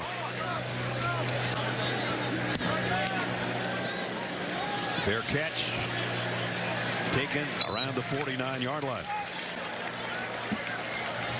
What happens is this ball would have been right on target, but a really good job by the defender right here. Watch the collision. That's what throws it off. The ball's on the way, slows the receiver down, and it's very fortunate that that ball was tipped or it would have been intercepted. Great starting field position for the trailing Cyclones on offense when we come back.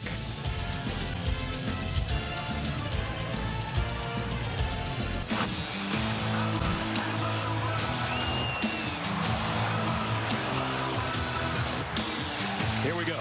Caleb, big opening on the outside. Caleb Johnson sideline and gone. Touchdown, Iowa. For Becht. Yes. Picked off, intercepted at the 20. LaShawn Williams got the first down, but not the end zone. Now under duress, throws it back against the field, picked off. Lofts one, back shoulder, got it. Touchdown, Iowa State to Jaden Higgins. A look at our IHG Hotels and Resorts game recap. Big game for Caleb Johnson on the ground today for Iowa. Cyclones now in the second half starting to put things together. And now, as we welcome you back to the booth, Brad Nessler, Gary Danielson, we're talking about Iowa's defense, Iowa's defense, Iowa's defense. Now they got to go to work right here. Absolutely. You know, for a while, the coach is going, we're in the game, we're in the game. Yeah. Now everybody for Iowa State says, oh, yeah, we're in the game. And great starting field position for the Cyclones here after that punt from their own end zone for the Hawkeyes. And they earned it, didn't they, with those goal line stands. And here's a quick throw to the outside, and that's complete to Higgins. And Higgins picks up about 15. So right away into Hawkeyes territory. Good athlete, senior, veteran. Watch the route to the outside.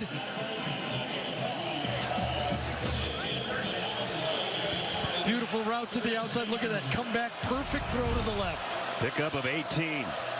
Back to the ground game. And now with 13 minutes to go, Abu Sama picks up positive yardage.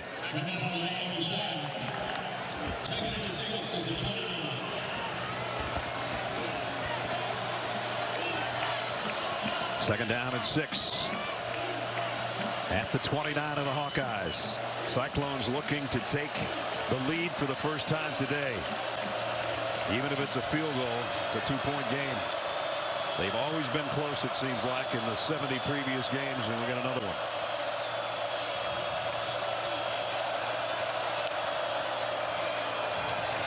Becht's got time, going to throw out.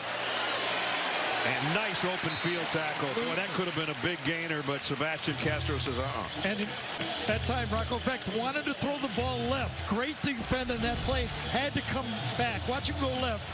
It's defended nicely. Had nobody there. Comes to his check down to the right side, and Castro, one-on-one, makes the play.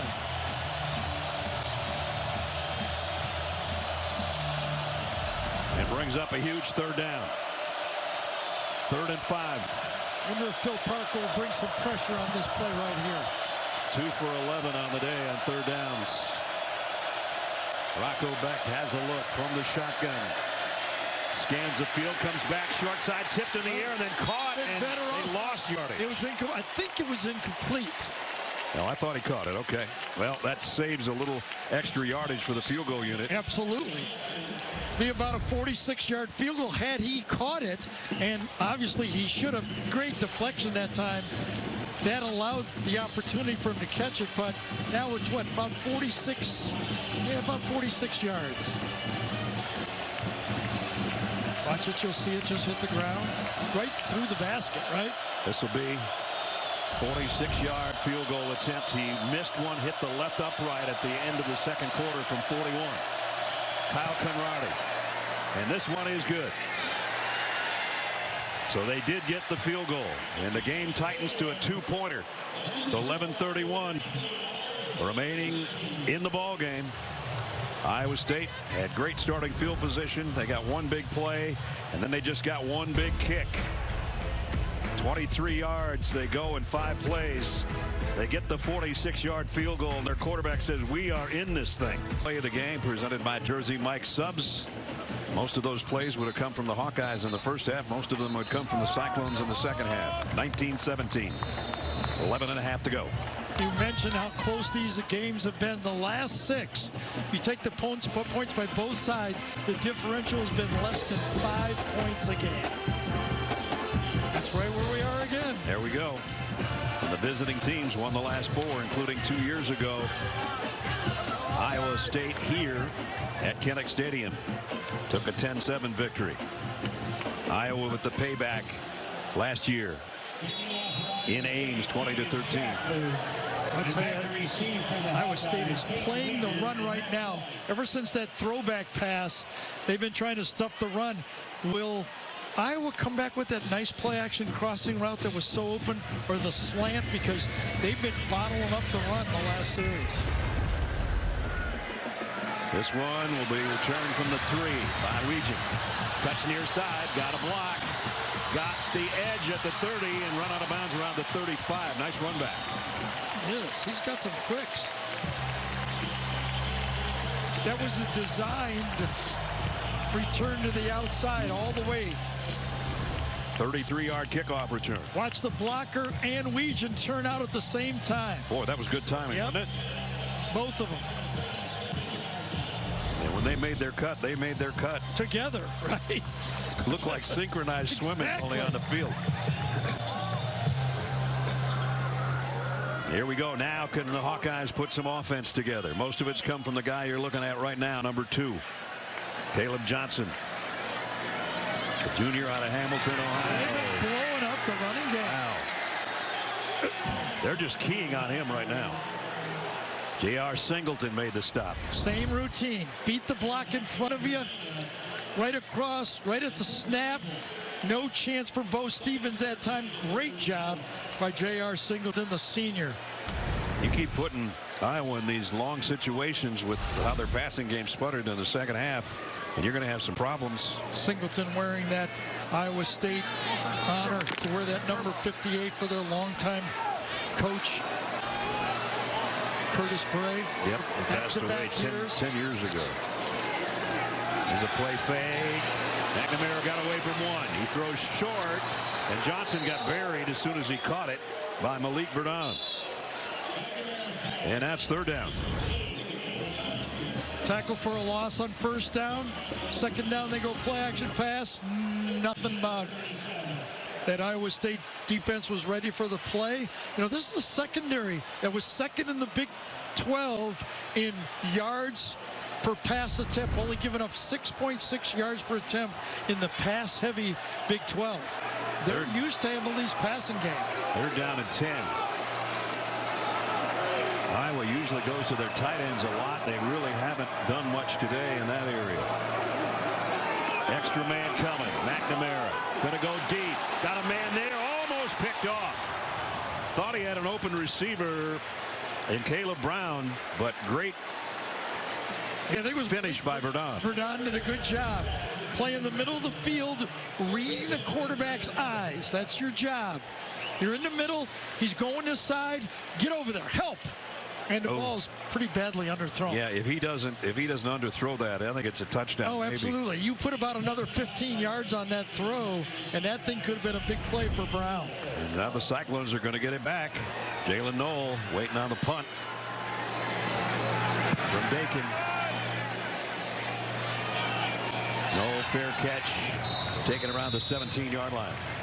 So all Iowa in the first half, all Iowa State in the second half. 9:43 to go, and the Cyclones have got it back on offense when we come back. Between two teams that are separated by about 2 hours, and Iowa State and Rocco Becht has made this second half interesting. He sure has. Found some open space, and when it was there, he delivered. Remember, Cade McNamara underthrew the post, Rocco Becht does not underthrow the post. So his two big play receivers have each scored in this half. Jaden Higgins and Jaylin Noel. And Dad looking on, standing now. There's an urgency to this with 9:43 to go. 155 yards through the air and 2 touchdowns in the second half for Rocco.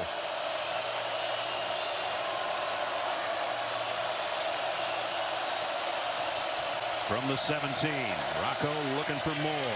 Got a little bit more to the outside of Higgins, who picked up about 9 for number 9. This time Higgins is just going to come out, find the open space, kind of call the smash route. He's got one behind him. I really like the way Rocco Becht, even when he has a short route, he never just kind of lobs it. He fires that ball. Puts a lot on those throws. Brings up second down, a short 2. Abu Sama in the backfield with the carry and the first down and a couple of yards extra. Cyclones in the first half couldn't get anything going. Second half, how about this? 75 in 9 plays, 75 in 1 strike that you just saw. And then they only had to go 23 after a short field to get that field goal. Think about the record for Iowa State for Iowa. In the last 5 matchups, they only had 6 touchdowns. They had 2 in the third quarter. Back. Nothing. That's Back good to the line of scrimmage. That's how you play defense. Let it happen in front of you. Let him throw the check down. And then let number 34 close in. And then he's got help. There'll be 2 guys. Watch. Higgins will be out the outside, and he'll have another guy, his buddy, Nick Jackson, to tandem, taking the tackle. Now, a zillion tackles between those 2 guys over their careers. Almost 500 for that guy. And 171 for the other guy last year. 2nd and 10. Jalen Jackson back in the backfield. He's added a little bit of spark. Not this time, only a couple. Jackson again on the stop. And we're under 8 minutes. Nice job by that time by Aaron Graves, number 95. Made a pile up front, stick his hands up there. And makes it 3rd and long. Graves, who had the big game last week with a career high 3 sacks to lead the country, in fact, coming into this game. 3rd down and 8. Every yard is big. With 7.5 and less to go. Rocco Becht flush from the pocket. Hawkeyes giving chase. He's going to keep it. Dives for the first down. He's short by about 2 yards, I think. Flew right out of bounds on the Iowa sideline. Yeah, he dove for the pylon. There just was no pylon there. Yeah.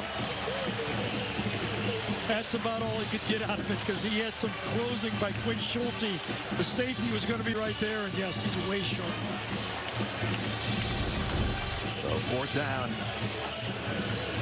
And Tyler Perkins will come out to punt.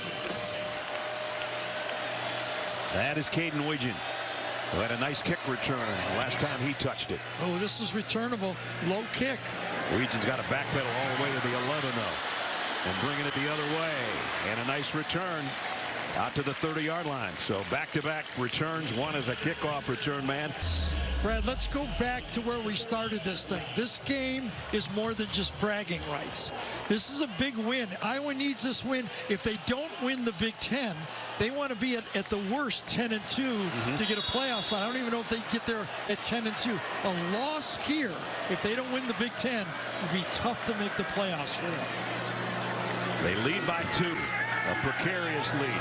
And that one knocked down again as they were trying to throw the slant. Somebody got a hand in the way. I think it was maybe Kale Brazina. It was. The true freshman in the game.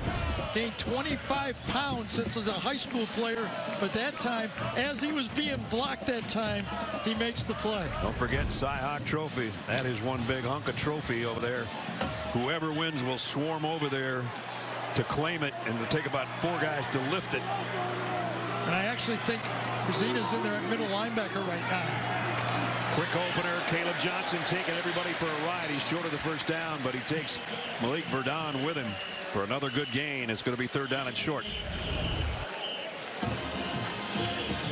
want to tackle a 225-pound guy going 20 miles an hour? There you go. Yeah, he got in. I got some down. A little bit of a rodeo there.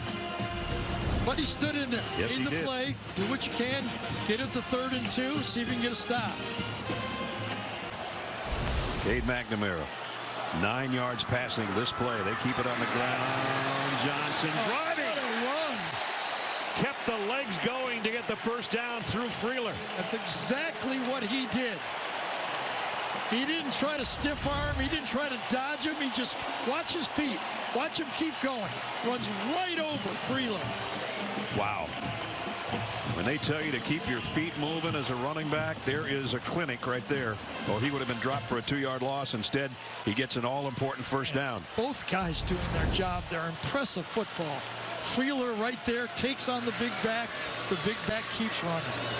Maury Moulton now in to give Caleb a breather. Here's a quick throw out, and they finally got one to their freshman wide receiver, Vanderzee, and he has another first down. This was an RPO. Remember, earlier he ran an RPO and it blew up.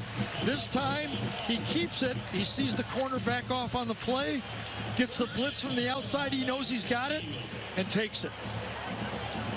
We're under 5 minutes, so now time is a factor. Both teams have all the timeouts. Iowa's got a 2-point lead. Back to Caleb Johnson. That door closed in a hurry. And I think that one was going to be Jacob Ellis. Jacob's dad played tight end at Ohio State. He might have learned something from his granddaddy, too, who was a former heavyweight champion of the world, Jimmy Ellis. Yeah, us grandfathers that used to box like that, I always show the grandkids. There's Jacob.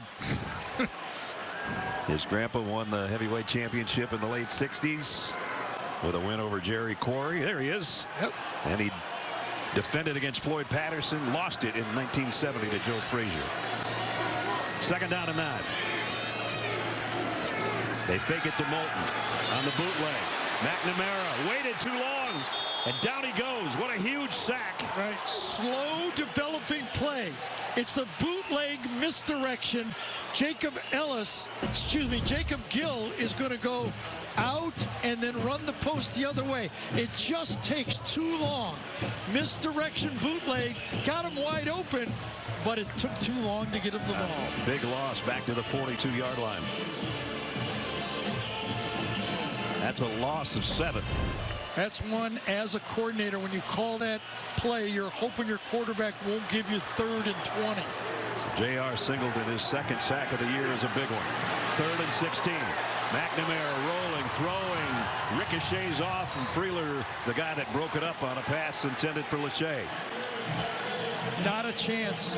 Lachey did not have a chance, and now with under 4 minutes to go, Lachey, look at it. He's booked. No chance. No chance.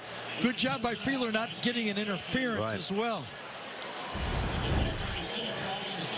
So Iowa State, 3 timeouts, 3:21 plus the 2-minute timeout. Yep. So Reese Dakin's got to punt it away again. So look behind number 9. Jaylin Noel waits on the other end. And calls a fair catch at around the 19-yard line. Don't forget, still to come, Adam, Aaron, Rick, and BJ share their insights on this one and bring you the day's best highlights on the CBS College Football postgame show. Fellas will be along when we're done here. We've got 3:15 remaining in a 2-point game. Brad Nessler, Gary Danielson, Jenny Dell, and our CBS crew. Last comeback win of 13 or more 4 years ago against Baylor. Can they do it here at Kinnick Stadium today? Hawkeye fans are hoping not.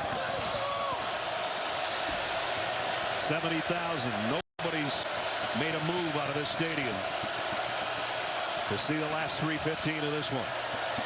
Rocco Becht fires, had a man open, but he missed him. Incomplete, intended for Jaylin Noel. Yeah, that's one of those communication throws, though.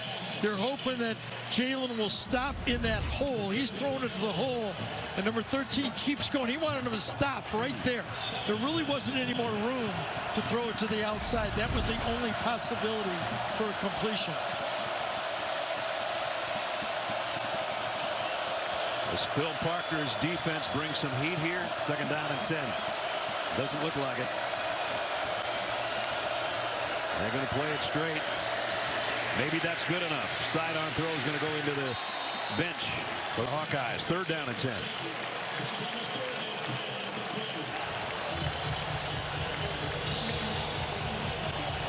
Obviously, for Iowa State, still plenty of time with the timeouts that they punt here. Obviously, no need for down territory.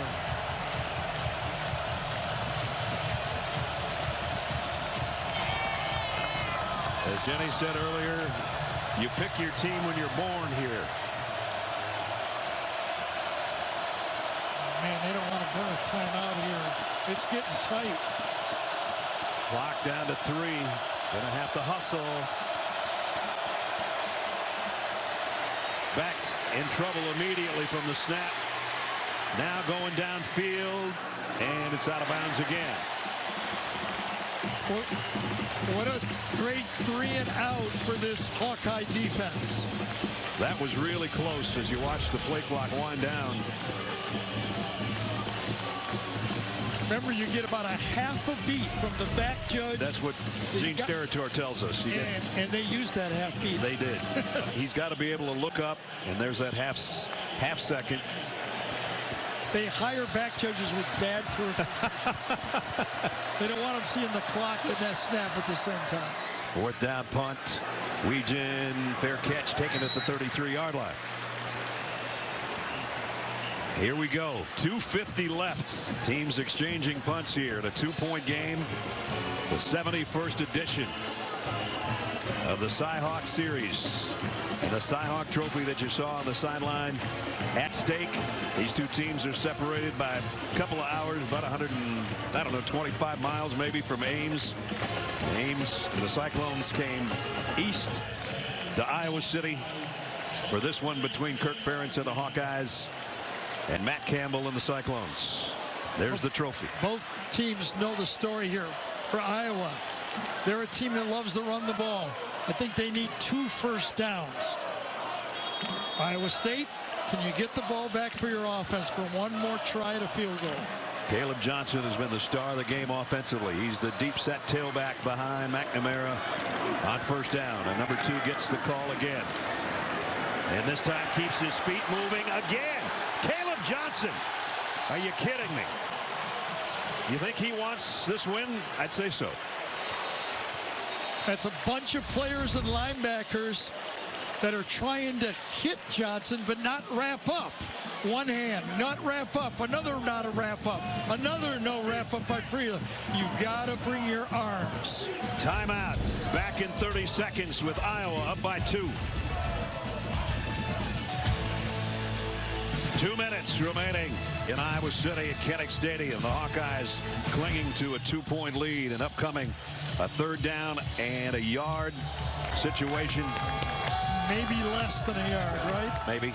And if they get the 1st down, Iowa can run the ball 3 more times and get it to about 20 seconds to play if they get a 1st down here. Iowa State 2 timeouts remaining. Caleb Johnson today has 185 yards on 22 carries. If he gets one more right here, as Gary said, it's going to make it a tough finish for Iowa State. He's set 8 yards deep, and they're going to keep it on the ground with their quarterback and try to push him forward. And finally, if that's where they give it to him, it's a 1st down. The push works. Cade McNamara, who hasn't had a very good game in the second half throwing the ball, just came up with, remember, back-to-back knee injuries, and here he is grinding forward with his tight end and his lineman pushing him, and finally Caleb Johnson doing likewise. They almost should give the yards to Addison Ostrunga, number 87, on that one, because he's the one that carried his quarterback forward. It's a bench press right there, exactly. Getting him in there. And it's 1st down. Just outside the 43. Now let's see if they go back to Caleb. They do. And he's got about 4 more. Bo Freeler made the stop, and Iowa State has got to stop it with another timeout here with 1:29 to go. If you missed this game and you missed this guy, you've missed a lot. He's had huge runs today. 27-yarder for a touchdown. Had a 26-yarder, a 37-yarder, and this one he's taken 54. Yeah, a couple of those he wasn't even touched, but when he was touched, he ran through them. That's right. And that one to the end zone. So twice in the end zone, 185 on the day, averaging 8.4. At one point in the game, he was averaging 14 yards a carry. It's down to 8.4.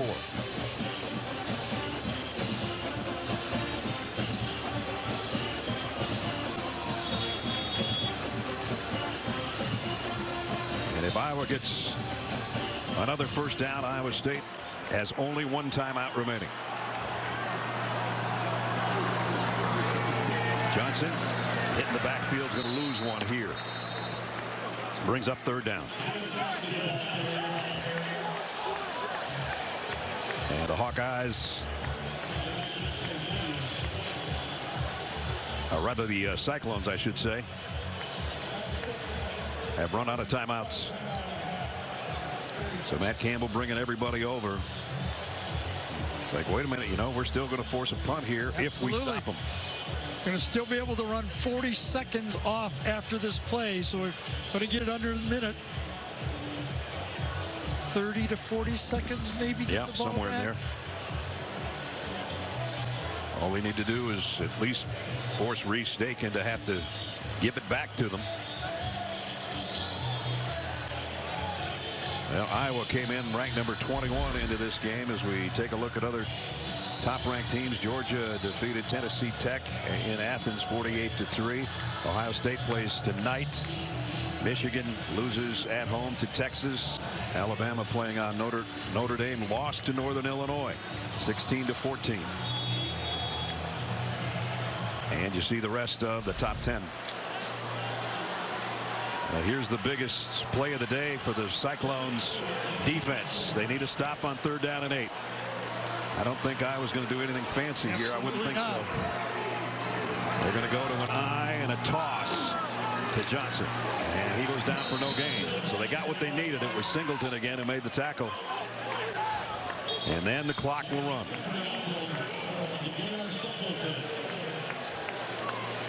They'll take it all the way down, and they can take a timeout before the punt.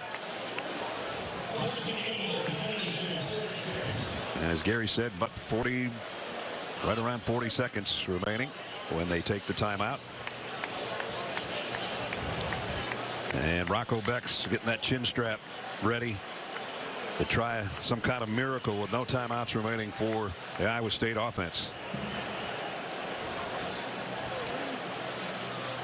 Right at 40-39, actually.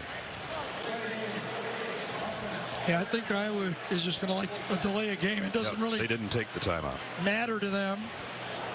Got them an extra second or so off the clock. Right. Play will take what, 6-7 seconds. It'll be about 30-31 seconds. So Dakin will be punting around his own maybe 29-yard line. And the guy that's waiting on the other end is Jaylin Noel, who's a dangerous guy if he could get his hands on it. Clock operator, please put the play clock to 40 seconds. The game clock to 40 seconds. And the play clock to 25. Thank you. See, they heard Gary Danielson say it was going to be 40 seconds. They had it down at 38. Well, I kind of meant when they get the ball back, but it might even be less than that. Yeah, this punt's going to take a couple seconds. Maybe 4 if Dakin gets a good hit. And fair catch at the 22-yard line. So here you go. Rocco Becht. And his offense has 34 seconds to work. A field goal would win it. They have no timeouts to play with here. Got to get the ball to about the 35-yard line. Yeah, they're going to put the target. I guess we're going to put it at the 38. Yeah, right in that area. Yeah. That's a long ways to go and a short time to get there. But the clock stops after first down, so we've seen stranger things happen. No doubt. From the 22, Becht throws to the near side, complete and out of bounds. Looks like a first down to Jaylin Noel.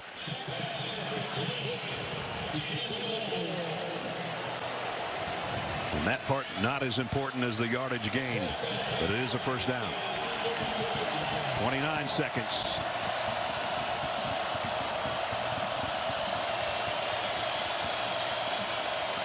Higgins and Noel, the big play receivers. If Rocco Becht can get it to them. Now from the 32. Becht throws. He's got a man streaking down the sideline, and it's Jaylin Noel again. What a throw. He gunned that in that hole. He knew he had this hole right here. 30-yard pickup right on the money. And inside the 40 already. So where we said they had to get to have a chance for a field goal, they're there already. Or very close to it. 24 seconds remaining, and Iowa's going to take a timeout to regroup defensively.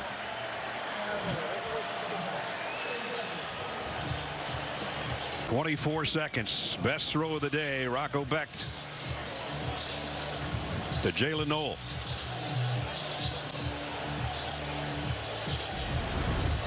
A little bit of a wheel route, comes out and then up right away. Beautiful throw. That was gunned. No safety. It had time to get there. So now as you start thinking of Kyle Konrardy, there he is. Remember, he missed one from 41 to end the second quarter. He made one from 46. You know, we asked Matt Campbell, how far do you trust him? He said he hit a 65-yarder in our last scrimmage, so I trust him. His career long in high school was 52. Don't really have any choice but to trust him, right? That's right. That's what you're playing with. Yeah. They're right about on the yard line. They need to at least give him a shot. But let's see if they pick up some more. 1st and 10.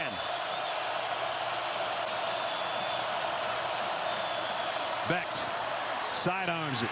Got it 2 or 3 more yards, but he's in bounds. Clock keeps rolling. They're going to have to spike it here.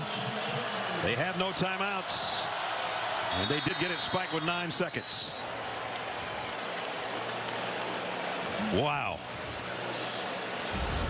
Here's the play before. The big play here is the tackle by Kyler Fisher. Knocks him backwards. And Bramer's knee goes down before he hit the sideline. Here comes the field goal unit. Kyle Konrardy is a redshirt freshman from Dubuque, Iowa.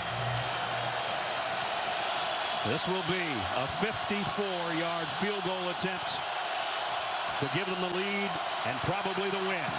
Konrardy, kick on the way, and he got it. The trust in the young guy by Matt Campbell, and he came through in the clutch. What a second half by Iowa State. What an operation by the Iowa State offense. Moving it into position, 3 great throws by Rocco Becht, and the field goal, plenty. Matt Campbell's reaction on the sideline. I knew it. I knew he could do it. Everybody just stay on the sideline, okay? And remember those plays in the first half. When that defense held Iowa to those field goals, came back to haunt them.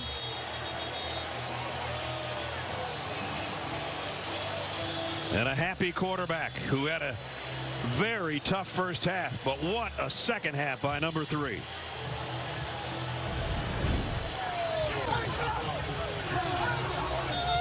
They put 1 second back on the clock. 6 seconds remaining.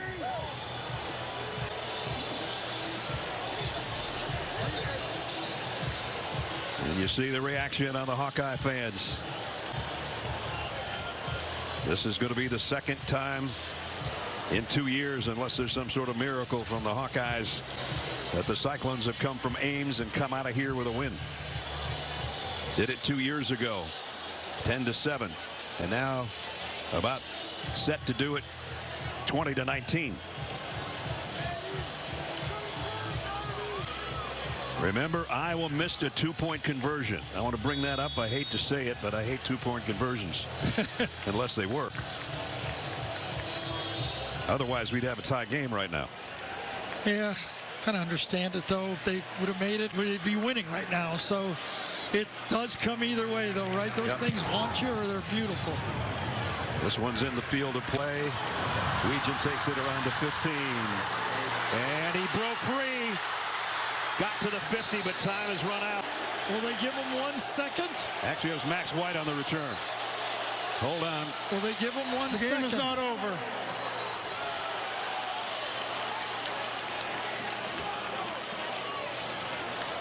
So we've got 1 play left. Let's see if he gets out. I think so. I think 1 second.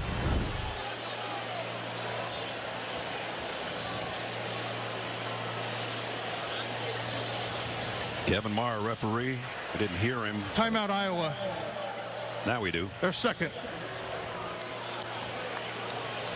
All right, so if you've got a trick play, unless you think you can get it on a Hail Mary. We have not put time back on the clock. We're reviewing the play to see the correct time. Okay. D. Anderson is our replay official. Clock operator, please put 1 second on the game clock. One second. So we're going back to 1 second. Yeah, I think Hail Mary's the play, don't you? I mean, just don't. I mean, it's a 67-yard field goal.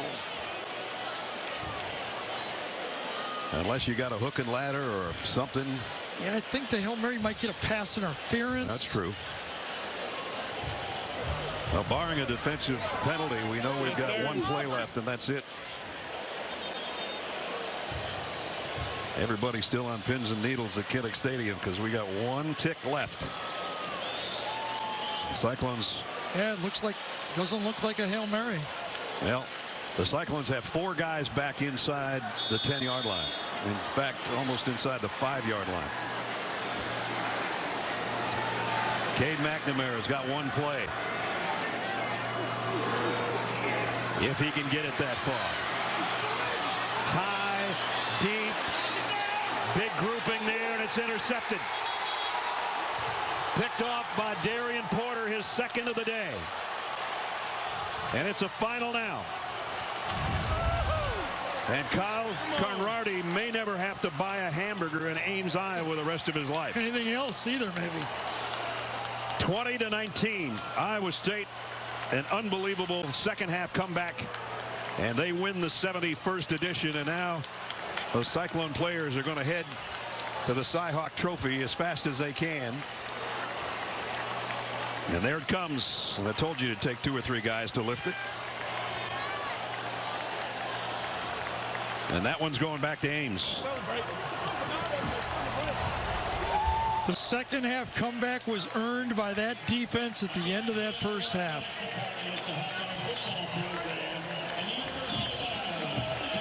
There you see the sportsmanship between the veteran player and a coach that's going to go home happy with a 2-0 record. And Iowa might fall out of the top 25, and who knows, Cyclones might enter the top 25 next week. Another look. A coach that told us, I have trust in this guy from long range, Kyle Konrardy, and we see why.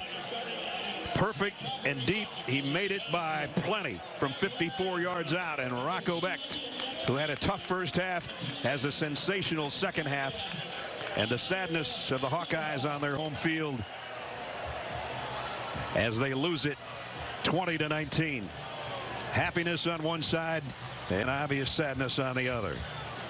Big win. And a kiss for your quarterback. Why not? A happy teams with Jenny Dell. All right, Coach, we're going to try to get Kyle in here as well. When you just think about this win as a whole, you talked about precision, you talked about detail, you talked about passion. What comes to mind mind when you think about what you just saw? Well, to win this game, you got to play tougher for longer. And I thought our kids, mentally and physically, really held in there. You know, it wasn't pretty early. We didn't play or coach maybe as good as we needed to. But how we responded, and I think it's such a credit to the character of this team. And you got Rocco and our senior leadership.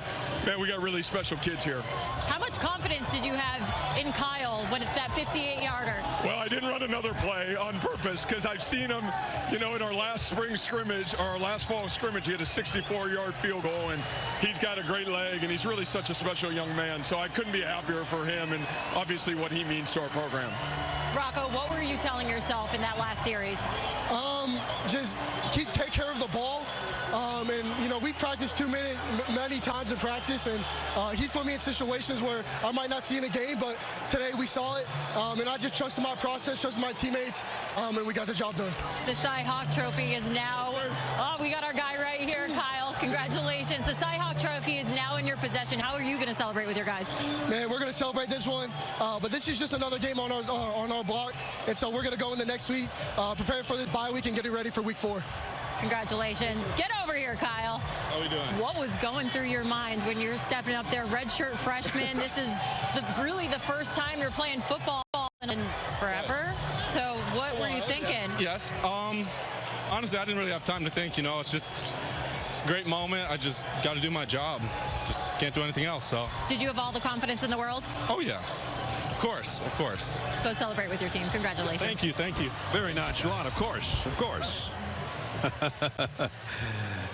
Oh boy, long day for the home folks in Iowa City. The folks in Ames are celebrating. The Cyclone fans that came here to watch it will party for a while and then head home on a couple-hour drive to continue the party. And it seemed like Iowa was in total control of the game, and then all of a sudden it flipped. And a happy coach and star quarterback. Now it's time for the play of the game presented by Jersey Mike Subs. And we've actually got 2 plays of the game. First of all, Rocco Becht. Yep, the sideline shot throw. down the sideline. Boom. That's the one that did it. Jaylin Noel, that put him in field goal range. And Kyle Konrardy did the rest. Yeah, no problem. Total confidence, Miss Dell. And a win for the Cyclones and a Cy Hawk Trophy. That was our Jersey Mike Subs plays of the game. That's going to wrap it up from Iowa City. See you in West Lafayette next week. That's going to do it for us in front of a 70,000 crowd. For Gary Danielson, Jenny Dell, Gene Steratore, our entire CBS crew, Brad Nessler saying so long from Iowa City. Final score, the Hawkeyes losing to the Cyclones today, 20-19 the final. Tonight on CBS begins with the equalizer, followed by back-to-back episodes of 48 Hours. We'll send you back to Adam Zucker and company for the CBS College Football postgame show right after these messages. See you in West Lafayette next week. Congratulations to the Cyclones of Iowa State. Great game.